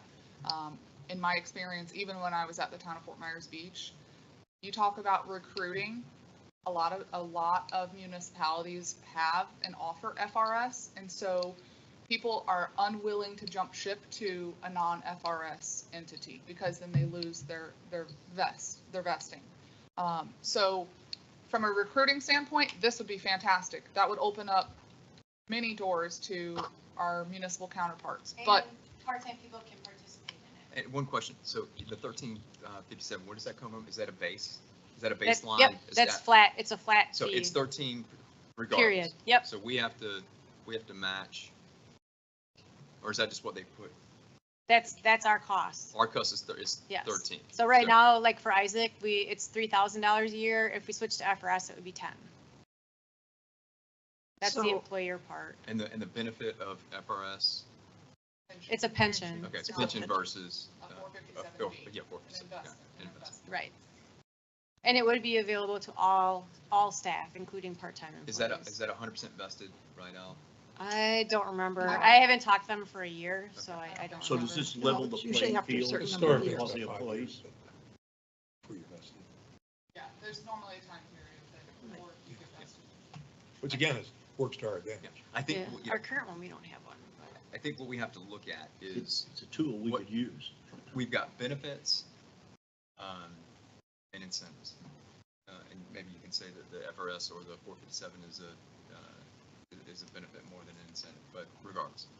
I think what we're trying to do is position the district as an employer of choice, or, good place to work, good pay, good benefits. Looking at our staff and based on your numbers, we've got people in all different types of categories. So I think we need to figure out how we can kick as many buckets as we can for those that want, almost like a little bit of an a la carte. And I don't like the idea of saying, if you have a family, you get additional benefits, whereas if someone that doesn't, you don't get anything. Maybe you can offset that, in other ways, but maybe one of the companies I work for in the past, you got a certain dollar amount, so you get like, let's say 8,000, and it is based on your level, anywhere from 3 to 5 to 8 to 10 to 12. And then you could leverage that money either for insurance benefit dollars. You pick where it goes. Dental Or- care, whatever you want to do, Or just or eye like, care. benefits, or, that would be, a payout over time if you said, look, I don't want anything. I want to take the $8,000 and just, subsidize it. At least that way there's parity across the board. And we're addressing total employee area as opposed to just one or two. So that's what I'd like to think about is how do we offer as much benefit around the horn, because we're going to still have to continue to be competitive with our rates. We haven't, I can't remember what we agreed to this year for any type of merit or just performance increase. What do we bake We in? did bacon 4. Or- I usually do 4. We did 4. Yeah. So we budgeted 4%, which is good. So these are all things that we need to be thinking about. And this is really great information because it gives us an idea of what the cost is going to be. But I would hate to invest $100,000 for roughly, 10 employees when the others benefit nothing. So that's not an incentive to keep. Daniel said, he just messaged me, 100% vested after 8 years for FRS. 8 years. That's pretty good. That's a stiff amount of time. We have quite a few employees who've been here that time. But the average is probably not that. No. The average is, But if you had- stay, But that's an incentive. It's an incentive It's for an longevity. Well, and for absolutely. recruiting as well, because if they come from the county or the city where they're already in They start all FRS, over. they just come, Like everything comes Nathan, he with. wouldn't get a Well, nickel. then Didn't Stay Chelsea, long enough to vest. given the employees That's that we what we have do. right now, which of these two is more important to them? Yeah, these are two separate things, right? It's two separate things. we have a very, I think the majority of the people who are not on this list would prefer the insurance, and the people who are on the insurance who on the other would prefer this list, so it's kind of split. I would say 50-50. but at the same time, I think if you're young and you don't have a family, you want this money invested either in a I want 450, this. either in a 457 or an Yeah, an I or an want FRS. Like my son, for example, the FRS would probably benefit him because he's not going to. More than likely, he's not going to stay. You'll in never get the government. 8 years. Right, he'll never get the 8 years. But the 457, it starts building a habit of investing in your. But he doesn't have that opportunity to invest in 457 now. Because he's with us, part-time. Because he's part-time. Yeah, I'm just saying, but if he was He's an full-time, example, I was using just his age. Okay, so the 457 is a program, is a It's slowly catching up, It's it's a retirement like a program. 401. But Yes, FRS, exactly. you have to do, it's all or nothing, right? Yes. Yes. You You can't can't opt have the into it. 457 and the So FRS. we don't have either of these right now. Right. Is We that correct? we have a We have 457B. 457. We have a We match it 457. up. EE. Yeah. B, And we're talking about ER, no, 457 ER. EE is employee, ER is employer. This is a pension plan. We Yes. currently have it's like a 401, but it's a 457B. And where I put in, the district says 3%, because I've only been here less than 5 years. If I put in 3%, the district will match my 3%, and it goes into an investment portfolio, and it goes up and down with the market. Okay. Okay, all right. So Well, we that- still, that's this is just going to be an employee ongoing match. thing. So we're matching 100% up to 3%. Or 4 Up or to 4. 5, depending on Because depending on the tenure. tenure. Can the employee, the employee, okay. The employee can put in more. They can put in choose to more. put in- So you can They see- can put in as much as they want, but we'll match up to 5%. And what's our vesting time on that? It's immediate. Immediate. Yeah. So whatever you put in, you can get. So I like that. we That's how have, it's We had what, stock savings. how many positions? 43, 42, 34? I think 36 if everybody's hired. And there aren't 34 names on here. No, I said not everyone participates. Not everyone is No eligible part-time, either. just full-time. So 4 is right off the bat, the part-time people are not eligible. For this retirement thing. No, for neither. our 457. This is based on the people who are currently participating. But if we move to the FRS, yes. FRS, They would be they would eligible. all be Correct. eligible. All employees would be Okay. eligible. And what would that expense be? I didn't figure that out. Can you have that for us next time? How's the time go? Same for part-time versus others on the term, like 8 years? I would it have, 80 I don't know. I haven't talked to them. I said it's been over a year, so. Basically, a 457B is a governmental equivalent of a 401K. Yeah. So you have a plan, and the question is whether or not you can have shorter or longer timeframes for vesting. That's what in I'm that, asking, yeah. And I guess the question would be, if you go from FRS to the 457, then the vesting issue is no longer an issue, correct? Because it's immediate. Uh, 457B is immediate. Yeah. FRS is vested 8 after years. 8 years. I mean, I think FRS is great for the city, the county, the town. I think in our organization, I lean more towards the 457B. It gives more flexibility. Because I think if you were to look over the past 15, 20 years of how many people that have worked for us that have stayed in government or municipality, I'd say it's probably less than half. I don't know that for 100%. I'm just absolutely spitballing. Plus, we can match. You know, we have more flexibility with match, and we wouldn't have to invest quite so much at a 13.7%.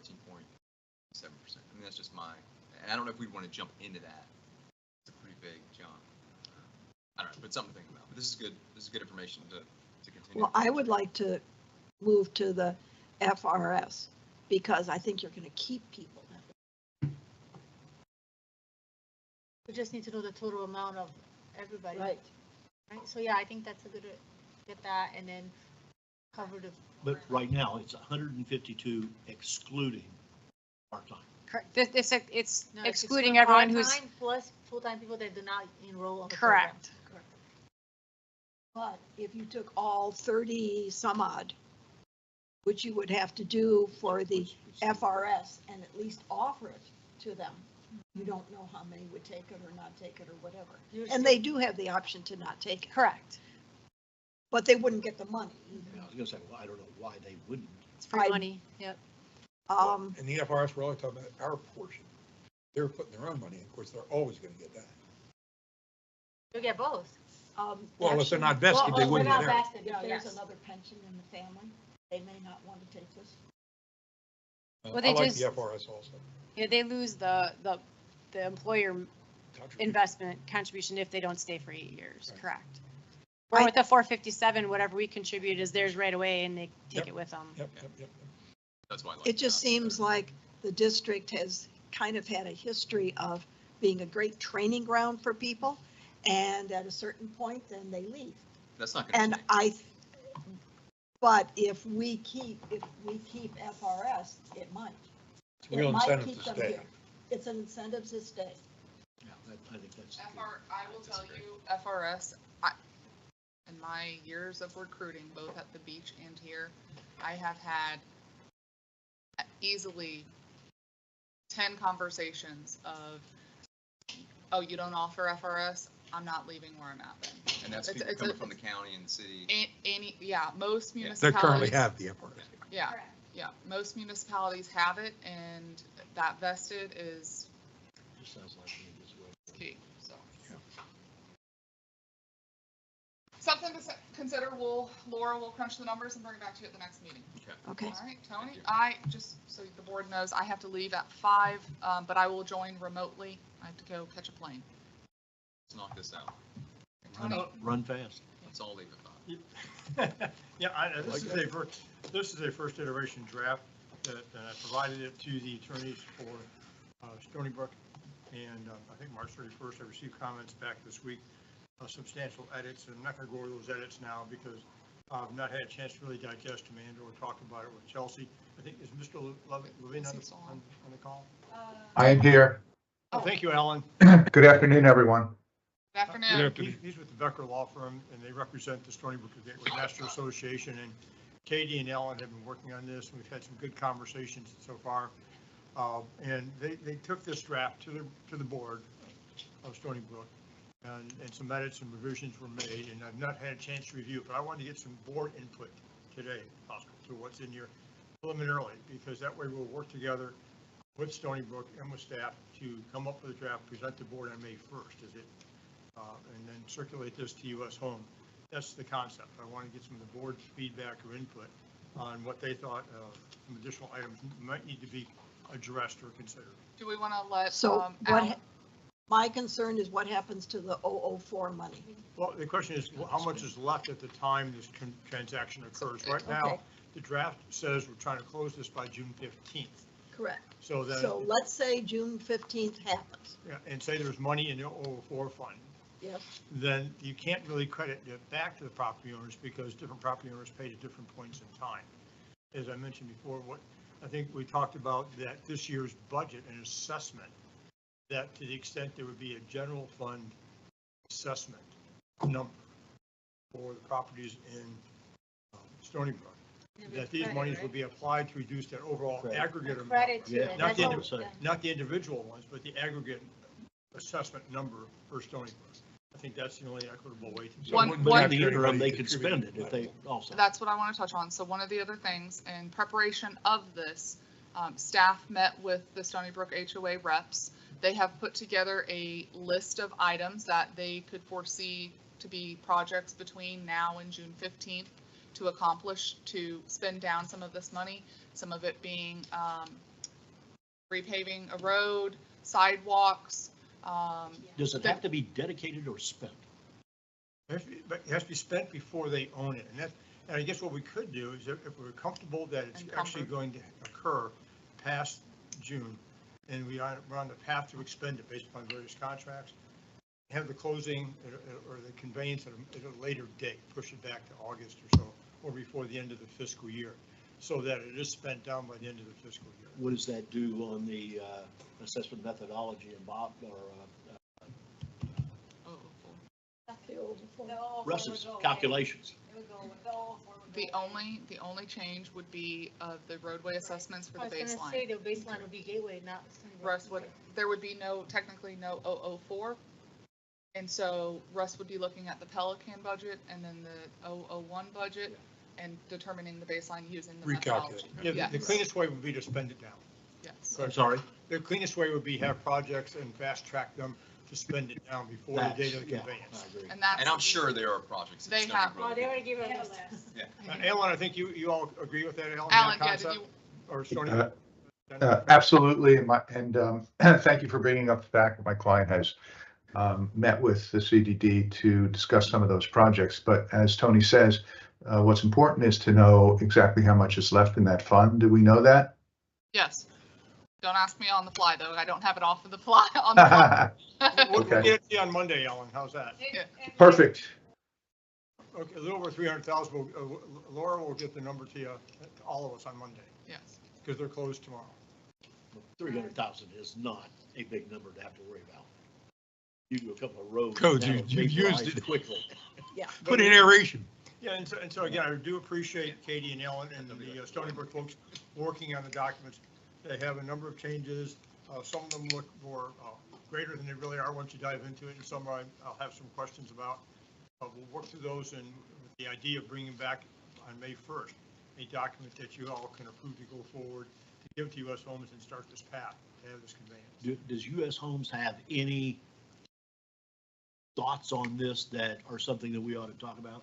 Or are they just riding along and getting this approved, and if Stony Brook's happy and we're happy, they're happy? I've not talked to Charles in a while. I don't know, Charles, man, I don't know if Katie or Alan have, but generally the concept was similar to the approach in Pelican Reserve on the emergency access road. Basically, if it doesn't cost them anything, Has Charles seen this yet? no. Again, the idea is to have us agree Agree to it and first? then pass it on to Yeah, Charles. because I'd just as soon get their comments on this as quick as possible, so we don't have any deals thrown in at the end of the. Yeah, and the idea is to have U.S. Homes in this solely for the purpose of agreeing to execute the quick lane deed. Pure and simple. That would be the only task and the only obligation. Alan, is that a correct summary? That's a correct summary. The idea was to minimize that, because again, the experience we had with the, was good with the Pelican Reserve Emergency Road was U.S. Homes said, we'll sign everything, it's not gonna cost us anything. That's our criteria. We'll assist you on this, but we don't want to put any money. Would have paid nothing. Yes, and that's it. And that's how we walked into this, with Katie and Alan and Stony Brook. So does the board have any particular comments, or in between now and the next board meeting, if you have any questions or comments on it, please. That was my only concern, was it just, is there anything that U.S. Homes is holding in the wings on us so that they're going to surprise us? I'm not aware of any. They want this thing to be cleaned up and go away also. I think they think they've already spent too much time with Charles on this. I My agree. sense. I agree. Okay, and one more thing, Tony, on this, There are a numbers of people in Pelican Preserve that have looked on this whole process for maybe ideas on how they could mimic this thing. For the record and putting it on the record today, could you please give us the differences and why this can or cannot be used as a model moving forward in Pelican? The substantial difference is, in this instance, U.S. Homes and the district take the position, it's my opinion and Charles' opinion also, that the dedications on the plat and the acceptance of the dedications on the plat affected or effective, excuse me, a conveyance of the fee title to the roads to the district. Stony Brook and their council disagree with that concept. And that's the dispute. That leads to the opportunity for this pre-litigation settlement agreement. In Pelican Reserve, those roads were deeded. They were actual deed conveying the fee simple title. So there is no dispute. There's no dispute, substantial difference. And it is owned by the district CDD. in fee simple. The tax bills come to the district. Right now, the tax bills, for example, on these roads go to U.S. Home. There's no tax bill, but they're listed in the property appraiser. So somewhere in your record, you actually have a deed. For Pelican Reserve roads? Oh, absolutely. Yes. Okay. Thank And you. Sonia Raleigh at Infomark has a listing of all those. We have to do an asset list every year of what's deeded out and what's deeded in. So it's the actual ownership that Fee simple. makes the difference in everything. Clear, unequivocal fee simple title.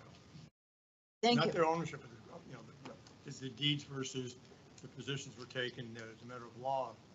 The district has title to Stony Brook roads, but in the case of Pelican Reserve, the actual deed, fee simple title was conveyed.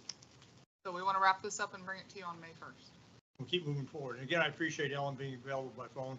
Katie was unavailable, but we've been working on it. And I also appreciate their quick turnaround. I sent this to them on the 31st. They dealt with their clients. They came back with their comments, and we'll have grants of easements and also a full claim deed. I think it's the first agreement I've ever read that has more whereases than it does. Try Compared to the exhibits. Try to lay out the predicate as to why we're doing it this way. Yes, sir. Any comments on this? No. Okay, Tony gets to work on all the exhibits. I appreciate Laura. Thanks, Alan. Laura. All right, thank you, folks. All right. I'm trying to get us out here at 5. All right, you ready? All right, next up is the district manager evaluation. I did not get any feedback from any of you. Doug, you sent it to Chelsea, but I asked to send it to me because I'm compiling it, but that's okay. She sent it to me. So I got it from Doug through Chelsea, but I didn't get any feedback from anybody else on the form. And my recommendation was just simply I change. gave it to Chelsea as well. You didn't say She it? said, this is the best one ever. So- That's the old comment. My recommendation was to I have change yours. the Yep. rating scale from satisfied, whatever, to meets. So you just want not the- meets, Does not meet? exceeds, yes, because that's more quantifiable. The other one Okay. is, when you talk about, it's more feeling based, it's subjective, so it's a simple. That's a tweak. simple change. Yeah. I think it's just better. One of the things that was brought up last year when we used the evaluation tool that you have right now is that is the same evaluation tool that you use for all employees of the district. That's what you told us last year. Now, this would be different, right? This is That's just for her. specifically Yep. to you. It's only for the district manager. And what are you going to use for everybody else in the district then? We're gonna use what we did last year. I think we're gonna tweak them. We learned a little from using it last year, but we did 2 different forms. We did one format was for managers because obviously there's different expectations for managers than there are for the hourly employees. So they had a review form for hourly that was more tailored to an hourly position, and then there was the salaried reviews that were more for the salaried employees and the manager employees. So we'll, based on some of the feedback we got and some of the things that we learned while we filled those out last year, we'll be tweaking them slightly as well, but they are significantly different from what you're doing for her. And like I did last year, I put together a list of accomplishments. I'm actually making that into like a district's year, like a book. So I will have that for you at the meeting that you do the review. But we do need specifically because in the way you lay it out, here's the district's goals. Mhm. And then here's your goals that tie into those. We need to see what those are. Yep. And then, again, your accomplishments. Yep. That way we can say, you know, we know what they are, but if they're written down, Yeah. then we can. I'll give you both. I'll give you the bullet point list, and then Randy is helping me put together a very nice 2024.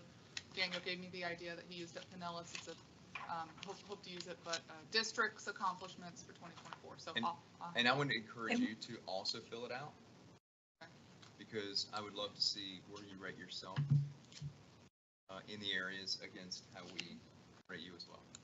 And could you include the job description, please? Sure. I think Nothing else? last time you included the contract, but I don't need the contract. I just want to see what the actual job description is. We didn't actually, I don't think we had like the actual job description separate, but Chelsea and I went through and did all of the job descriptions starting with this. Actually had Okay. a job. Okay, other duties as assigned. that was always my All job right, description. thank you. So timeline for this, you'll send it out, Next week, and then who will be compiling? Tony like last year, I assume. Yes, that'd be And fine. then those So will you'll need, send them to Tony. so you'll send a deadline and all of that, and then my only thing is I will be gone the first, I'm sure we do on the. I know, but I want to meet with them Oh, individually. yeah. I will be gone the week of May 5th. So, but I would love to meet with you individually prior to the board meeting. So, let me know your. When's the board meeting? 15th, May 15th, 15th. Yeah. Okay. which means to get on the agenda, you have to have them all to Tony, but no later than 7. She'll send the deadlines So in an I'll put email. it on. If you I'll can get- really, I'll send them all if you next can get it to me on the 6th, it'd be easier. week. Yeah, I'll send them all, I'll send everything out next week. Alright, thank you. That was a lot of research and looking, taking into consideration what you guys talked about during our strategy planning and the review process from last year. I'll do it for you. Alright, anything for me? Yes, you were going to have the percentages for Pelican Preserve based on the weekly time tracker. And I think you were going to include in that the benefits and stuff. Yes. Sorry. Alright. It is not in the, It is not in okay. the, it's. Laura took PTO and that's what I happened. did it before I left, so it was done, I just did. So I have to kind of explain the method behind my madness, this was a little difficult to do. This is actually fiscal 20 that we're looking at right now, I do have 25 as well. So, this is the first year that we tracked, we had roughly 19 that we, out of 52, 36 or so. What I did, this column here is the fiscal 24, so that's the percentages. That's the percentages from the staffing sheet that each of us had allocated to Pelican. So based on that, for the 19 weeks, this is how many hours I expected that each of these positions would record against Pelican. So I did go back and I ran reports out of paychecks, and these are PTO, holiday, and other, because we obviously don't track those on that sheet. We don't include that. So this was the total number of PTO, holiday, other hours. I multiplied that by 5%. To get that here, that's what the non-worked hours are. So of the 70 hours that Chelsea had PTO or holiday, you guys got charged for 3.5. And she had 90 hours of track time, so this was her total. She was expected to have 38 hours during that time period, and she had 93. So you can see it was over by 50, almost 56 hours for that time frame. Daniel wasn't as bad because he had had leave and things that he was gone for military stuff, but he went over by 19 hours. Actually, red is bad. I went over by 90. Randy went over by 35. Georgia went over by 7.5. Julie was under. Nathan went over. Mark was way over, 238 hours. Al went over by 11.5. Stephanie was under by 4.5. Maintenance went over by 15, and then landscaping was under by 28. So overall, for the hours that we expected to have for this time frame, it was over by 405 hours. When you for that have 19 like weeks. Chelsea, 5% of what? 2080? Yes. 85% is not 38. No, because it was only 19 hours or 19 weeks, so it wasn't the Okay. whole year. This is a partial year, so this Shit, is, that this, math didn't work. no, that's, this is like, if you look down here, I have 19 weeks times 40 hours is 760. So it's actually 5% of 760. And so then these are the hourly rates. So this is the actual cost to Pelican. So this is just the amount of salaries that should have been charged or that were charged. And then I did the fringe based on down here. I took this was the salaries. This is from the financials. So this is what you actually were charged. This year in 24. This is year in 24. So for salaries, overtime, bonuses, and then I put in taxes, retirements, and then the health and life insurance. And then I got the percentage down here to determine the fringe, and that's how I charge that in. So you had a total cost of actual hours worked, holiday, whatever, of $77,000, and you only were charged for almost $50,000. So you had a savings in just that 19 weeks of over $28,000 in free labor from the district. So that was for 24. So now we'll go to 25. This is 25. So we're almost halfway. I run the payroll reports at the end of the year, or at the end of the month, after the end of the month. So this is as of March 31st. You can see we're significantly under for most of the people. Chelsea's close. She's got an hour. Daniel cut way back in his time over there, and he was gone quite a bit. I also have been trying to trim mine back, so I'm down to just 12 hours under. You can see, as expected, the biggest savings in time is Georgia and Julie, which based on the efforts of Pelican to cut back with all the committees and the purchase orders and to streamline things, you can see that is definitely having an impact on our staff time. Nathan was a little bit under, and I mean, most of the people were pretty close. Mark, Al, me, Chelsea were all relatively close.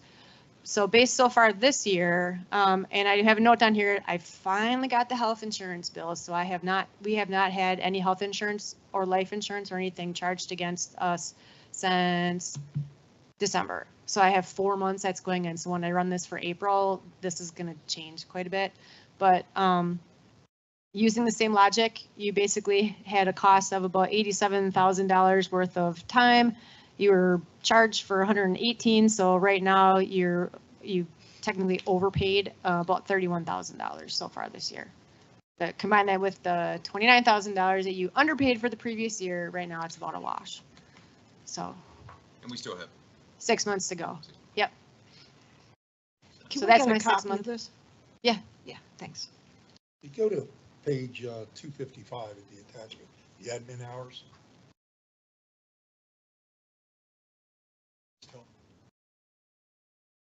Go to any page, go to Chelsea to start with. Okay, am I correct in assuming in this particular week, the very first thing, the number of hours was 4 hours and the percent was 9.8? Yep. And then the next week was 5.0. Yep. And the next week was 8 point whatever. 8. Yep. And 8.9. That Yep. doesn't come anywhere near 6.9. 20%. That's not for her. That's overall. No, this is hers. Go to the next sheet. I'm not saying 20% per person. I said overall of all of the tracked hours. You guys are using 20% of all tracked hours, not hers individually, not mine individually, Those are flats, overall. you know, like they go up and down. Right. But overall, the total, the 17% that was agreed on, that's what she's talking about. That's what I understood too. Yep, but, okay. You're not, You don't get 20%. I don't spend 20% of my time. like, for example. All of us added together. Right. Of all of the people tracking hours, you get 100% of the maintenance. You get 40 hours, you get 100% of their time. So it averages out between Chelsea, Daniel, me, all of those people that I showed on that list, all of the people that have sheets here, of all of us that are tracking our time so far this year, of the total tracked hours, that's adding up general fund, Pelican, Stony Brook, utilities fund, the percentage of the total hours being used by Pelican is 20%. And that's only for the actual hours that we are physically doing things for Pelican. That does not include PTO, holidays, none of that. That's just the hours from this sheet, these sheets. If you add all of them up and you look at the total hours for Pelican for the year versus everybody Thing I else. still struggle with is whenever we have agenda items on here where it tells us the projects we're working on.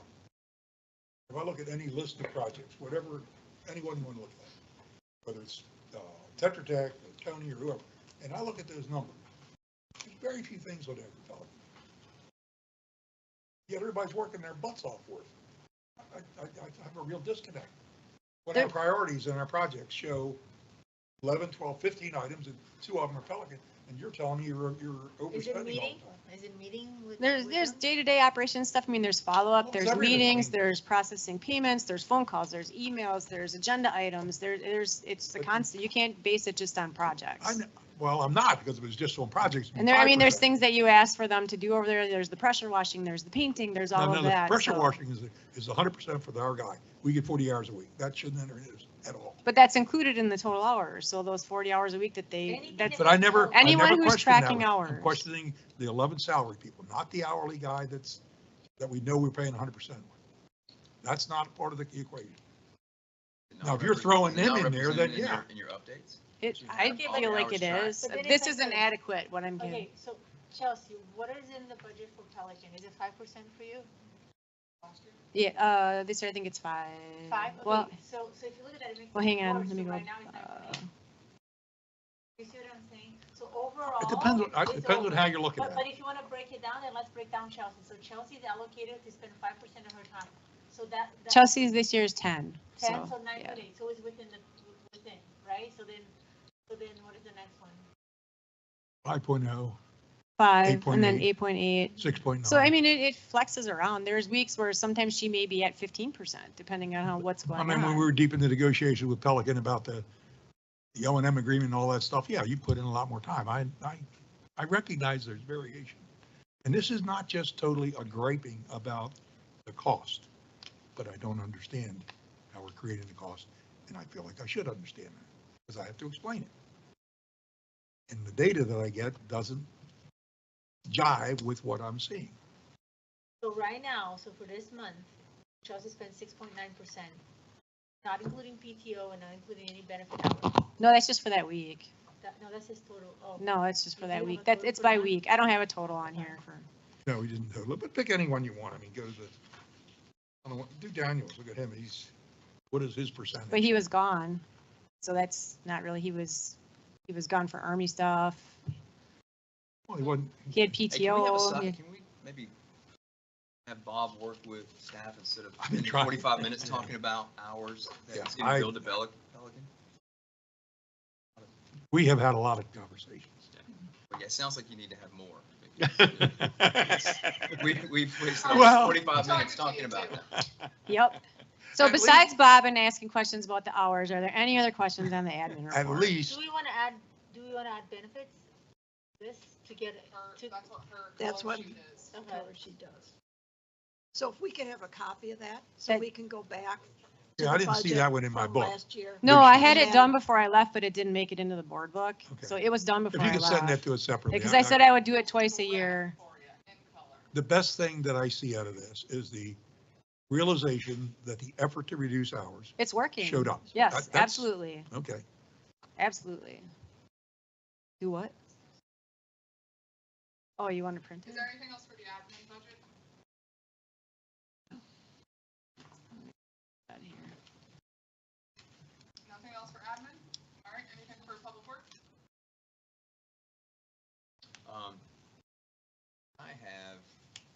Can we have Carrie work on that programs and event plan? I don't need a full, like what we're going to do, but we've kind of talked about it a couple times and I still don't know if we have anything specific for her. Like, I want to see what that plan looks like, how we're going to promote programs and events.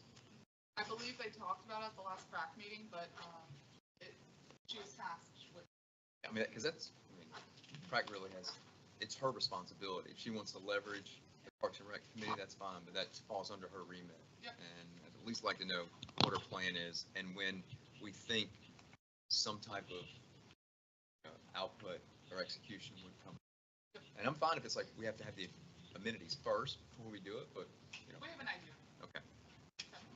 For Public Works, to save the supervisor time, can we have Stephanie come out to Gateway Greens, I don't know, what we got, 15, 20 ponds, and do an inventory, of those 20 ponds, walk the ponds, then come back and tell me what her vision is of what needs to be done. They did come in and they did some spray, but several of the ponds they haven't touched. We got stone that is a significant problem in several of the ponds. You mean point repairs? Point repair. We have a laundry list of point repairs that they've been soliciting proposals for, Okay, so to have done in the next month. okay, can we, I see those so that I can compare it with Yeah. what I've got? And, Good maps. but I would like to have somebody come out and explain, I thought that after Rod's deal, there would be pretty well somebody from, and this is Betower, I take it. Yeah. Somebody would have been out there and make sure every one of those ponds have been sprayed. Bullshit. That grass is as green as can be. They were not sprayed. Now, what I have a feeling they're doing is they're not getting out of their car and going out behind houses and seeing that there's a lake there. If you're going to do it from the deal, the only way to do it on the, is to walk it. Walk it on the golf course. And if they walk past these 7 or 8 houses that are blind in one eye and can't see out of the other, I mean, the weeds are growing up. Now, on some, they didn't spray, and you could see it. But others, that's why I wanted to see, somebody from staff needs to go out there and look at this stuff and verify that it is being done, and if it's not being done, go back to Met-Hour and ask them, what the hell does all mean to you? Not part of them, all of them need to be done.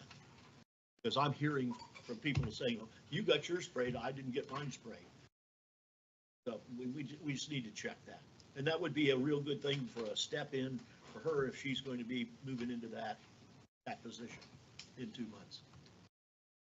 That's all I have for her. Take one pass it down. Take one pass. Anything else for Public Works? No. Pond project's going good. It's going good. Is this your last meeting that we'll have, Daniel, or no, we have Yes. one more? Oh, this is Short it. timer. Well, we want to say, I don't think that's the word when you sign up 3 years. Good luck, Daniel. Yes. thank you luck. for everything. Thank you. And thank you for Absolutely. your service. All right. Obviously. I will be joining online. All right, Happy to- all right, Bill? Any questions? Anything for Bill? Bill, are you up to speed on this new piece of equipment that we just approved for Stony Brook on the odor control? I have seen the paperwork on it. When they install it, they are going to have to teach us about it. I don't have anything. Bobby, have anything for Bill? All right, thank you, Bill. Okay, thank you. Thanks, Bill. You don't have to hang around, I'll lock up. Oh, he will. If you don't want to hang around, you don't have to, I'll lock up. Sorry. He'll be here until 6 PM every. He's been sick, that's why. Oh, okay. All right. Tony, Yeah, quickly, just highlight some of these. Ones that were completed, I've taken them off here, but on the public records request, I guess it's sort of generic, but 2 items popped up in the last month. One was on one of the bids for access control for Stony Brook. A third party who was not a bidder requested all the bids. And one of the bid documents, the bidder had stamped, marked every page as being confidential. Now, under Florida law, it's very, well, but the difficulty is, the way we addressed it was Laura sent an email to the party who stamped all those, said, we have a request for your records. We're going to let you know that you have until such and such a date to ask a court to prevent us from giving them to this person.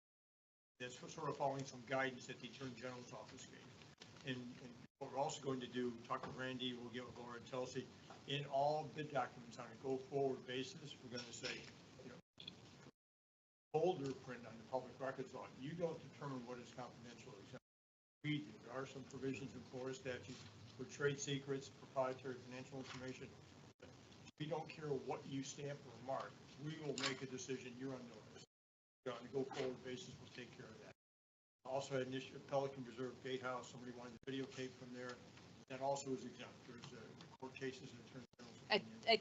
just so you know, I took a call from him today and I ended up basically telling him, thank you, consider this closed. If you find any different information, please let me know, and I hung up. Yeah. So, And we did provide the information to law enforcement, which is allowed.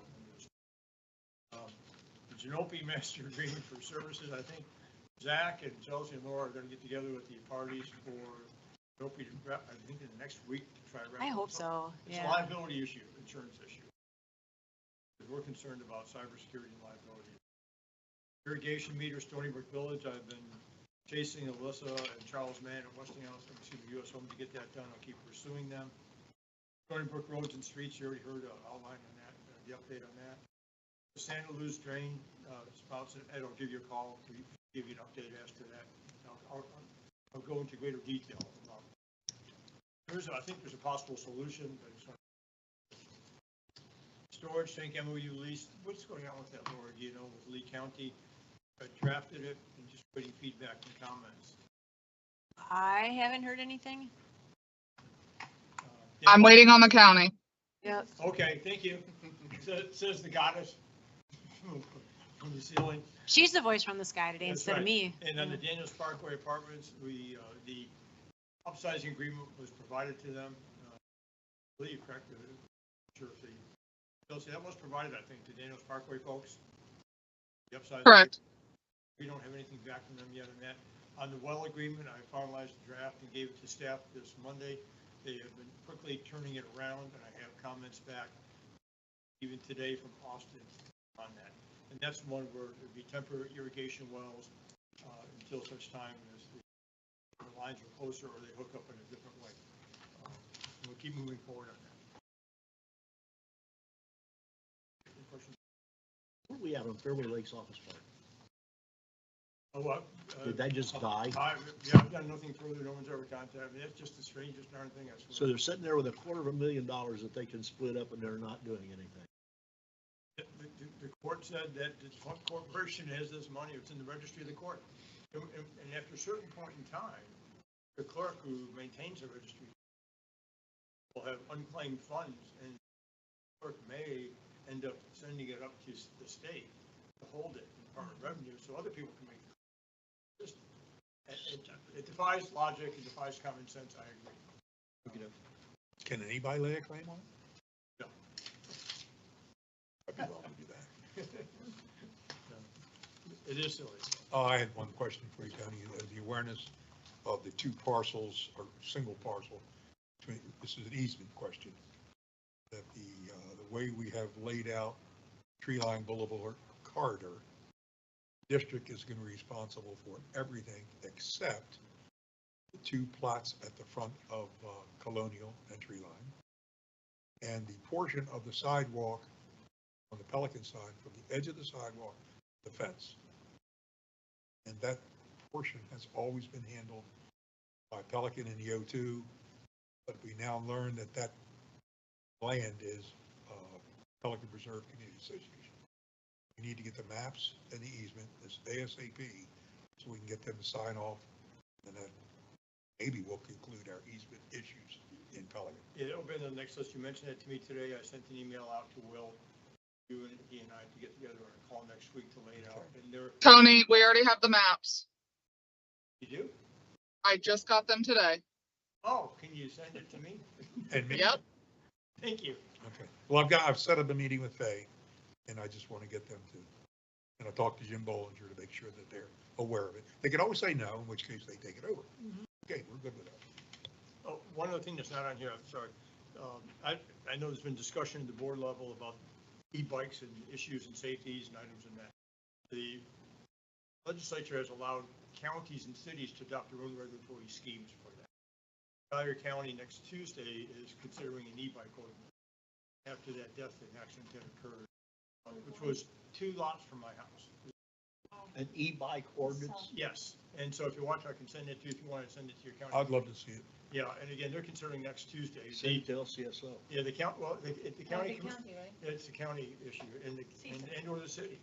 And the county commissioner that spearheaded this is a former law enforcement officer, Dan Cowell. He said enough is enough. So, yeah, my neighbor heard. So I'll send it to the board if y'all want to contact your commissioners or the board as a whole, contact the commissioners and get Lee County on board with it. That's all. Anything else? No, In the management, anybody has any questions for Chelsea? Just a reminder, we have the President's Council on when, 24th? Yeah, Wednesday? Do we have an agenda for that? It should have been pushed out today. Yeah, it just, Yeah. it just got. Yeah, we were working on it before we came over here. I know Georgia was gonna publish it today before she left. Methodologist, yeah. It's at 4 o'clock, Bob. I have 4 o'clock at the Gateway Greens Clubhouse. Is that Yep, right? that's correct. I will probably be at it, but yeah. That's where the board's gonna sit. That's where I get Bar. to sit. Yeah, just Run get the- Ed's Run the number. presentation. They put it on Mr. What's your- Tinkle's What's your tab. member number? Yeah, what's your member number? Is she a member too? Oh. Thanks. The second I visit, you're gonna start speeding, so you get the tickets. And then our next meeting, Yeah, definitely you come to the Gateway, don't speed, I Or guarantee if you, you come, you say you're gonna visit Ed, because he's the one that gets the tickets. because I will not fix your ticket. and the May 1st meeting, we have the workshop since it is the first meeting of the month. And of course, it's about the budget. And then we will also have a budget discussion during the regular meeting. And that'll be the cadence going forward. Every meeting that we have will have a budget discussion area. And then each workshop will be budget. Since we only really have 2 or 3 more meetings before we have to do the high water mark. Okay, so since I had asked last time that we start with personnel, could we wrap up that topic under the workshop for personnel? Yeah. And decide, well, I'd like to have a discussion about, do we think it should be It's an pension option. related? Do you think it should be insurance Do related? we wanna ask the employees, because I know you say it's 50/50. Yeah, I'll ask again. I think, yeah. I think we need a Yeah. survey Survey and put and- options. Would Yeah, you I rather did. have- That's what I did Yeah, last you did time. last Yeah, time. yeah, I just did See it what- in, I see did what it in they say. Survey Monkey, so it was anonymous. And then I think Chelsea wanted to start into the projects list after that. We went over that last time. We We did We it. did capital projects last time. Yep. We gave that to you at the last workshop. That was the one that they, just speaking for the Pelican subcommittees, they weren't involved in it at all. Right. That's why I didn't think we did it. But that's We because did. I was told that they didn't have any projects because they were asked and they were told, I was told they didn't have any projects. I know, but you had a lot on there. We- You we- said you didn't have it. We will bring personnel and capital back for you guys Yep. to discuss. Yeah, we're not Okay. gonna skip parts of it, but yeah. Okay, and then we're supposed to have the first draft of the budget then also, right? On 5/1? I just. Isn't that I- what you That's what I had told planned. Yes. Yes. I sent the forms out. We got the budget workbook today from Infomark. So I sent it out before I came over here today. So my goal is to have a very rough draft. There won't be calculations for impact to residents yet, just so you're Okay, aware. but you're also going to have columns as to which Silo. silo. Yep, that's in there. Every That's why it line- took a little longer this time because we had to tweak the sheet to make sure we had all that in there. Yeah, but what, every Correct. line item? Every line item has a Okay. silo. Yep, just like how, basically there's a new column. Yes, So it's exactly like last year with a column to add the silo. okay. Anything else? Anything besides that you want for next time? Are we going to get the 5/1 budget prior to the meeting? You'll get a week ahead of time with the agenda. So we will get it, okay. Yeah, but again, there will not be calculations in there. It's not going to tell you what the impact is to Pelican or Gateway. Just the That will concept not, of the plan. that will Anybody, not that's come all right. until close later. I want to start looking at the silos, to be honest with you. Yep. That's what I want to start. Okay. All right. Anything else? Just the Alright, so let's calendar. move to supervisor comments. Bob, Tony answered mine. No. Ed? None. Carol? Yes. There has been some correspondence, particularly from Faye Formosa, about the back gate at Pelican Preserve. And some entity or somebody from Pelican having the ability to open it. And I don't know. I understand that numerous people have asked the district for the ability to open the back gate, but it's always been denied and said that the district will do it. Mhm. I don't know though what the process is. I do it. Just call. We Is did it- a, No, I mean, is it Does it have to be an evacuation? Does it No, have the to process be- is that when security leaves the community because of a hurricane or something, Right, then when security is going to go, then we call the district, they've got people and they will come over and open that gate. Yeah, we laid out a plan that specified exactly when it Yeah, would get it's- open and it's who to well contact and documented. how, yeah, it's Could documented. you just share that with Carol? Yeah, I'll could find you- it. I will get that out. And could you share it with the community association? They've had it in also? the past, but yes, Yeah. we'll do it What again. opens the gate? A clicker, So do we have a list of who's got clickers? staff. Just Only Just Gateway staff. staff. That's what we agreed on. Yep. Well, we didn't have a choice about agreeing. That's the way we got the permit. The They just permit say was, right at the But front, and I go to the that, front those and I can keypads go- are just there for aesthetics. There isn't even any power to So them. bottom line is nobody's got a clicker, which means nobody should be getting in. Correct. Unless they're tailgating somehow, but no. And if I can chime in, this has been asked in the past, and because they are controlled by clicker, and typically we lose power in a hurricane, staff have to go manually turn off the power to that, prop it, secure the gates in open position, both gates. So that's why giving a clicker does nothing. Let me ask So you, Chelsea, doesn't it have a battery backup? Because like my gates, I They have, do. that's what I say, I Yeah. have mine, if I lose power, Yeah. they will be on for, I think it's 2 hours, and after that, for The battery's safety, dead, the, yeah. the battery's dead, which automatically opens the Yeah. gates. Yeah, So we it doesn't do- even require staff to do anything. I don't know if the gate will automatically open once the battery runs down, but I do know that they do have battery backup Okay. on them. All right. Well, it sounds like we have a policy. So I would just like share. that policy to be shared. Okay, I well, have a the note. real problem, Carol, is people that read the policy don't like it. I know. Yeah, but as Bob mentioned, one of the key factors of the city approving it was to district maintain control. I only have one thing, it's just a question, and I don't recall, given that the building is going up and in the color schemes, is this building gonna be as is yellow as it is now, or that's just the color it came in and we're It's gonna close, paint but it? no cigar. It's No, not but exactly. Well, that's what I meant, is Yeah. that's just the color that counts, because we said we're changing the color scheme for the new building, so I would hate for us to waste the money on painting this yellow when we're gonna change it a year down to. To green or to- whatever. That would probably be a Exactly. Chelsea question. I honestly don't know. Chelsea? what, Flavia, what building are you talking about? The The utilities storage building, building. the storage building. That building, that is the color that it is. We selected that color months ago, probably a Actually, year ago. Oh, Okay. yeah. So it's pre-painted. I thought it was like, man, this metal looks. It was way close to before the- we even talked about This one. changing this colors. I one, noticed and the same thing. I mean, Yeah. I'm sure there'll be a full facilities plan at some point in the future to bring all of our buildings up to the new. Yeah. But Put our we have to logo- budget for didn't Put that. our new logo on Yeah. it. We have to budget for that. Yeah, right. And then the only other thing that I talked to Chelsea about was giving, I don't know who uses the signature and the logo on their signature in the email. I did, and I realized that I was using the old one, so I went and I changed it. And then I know she sent an email to staff letting them know to change it from the Griffin to the new logo.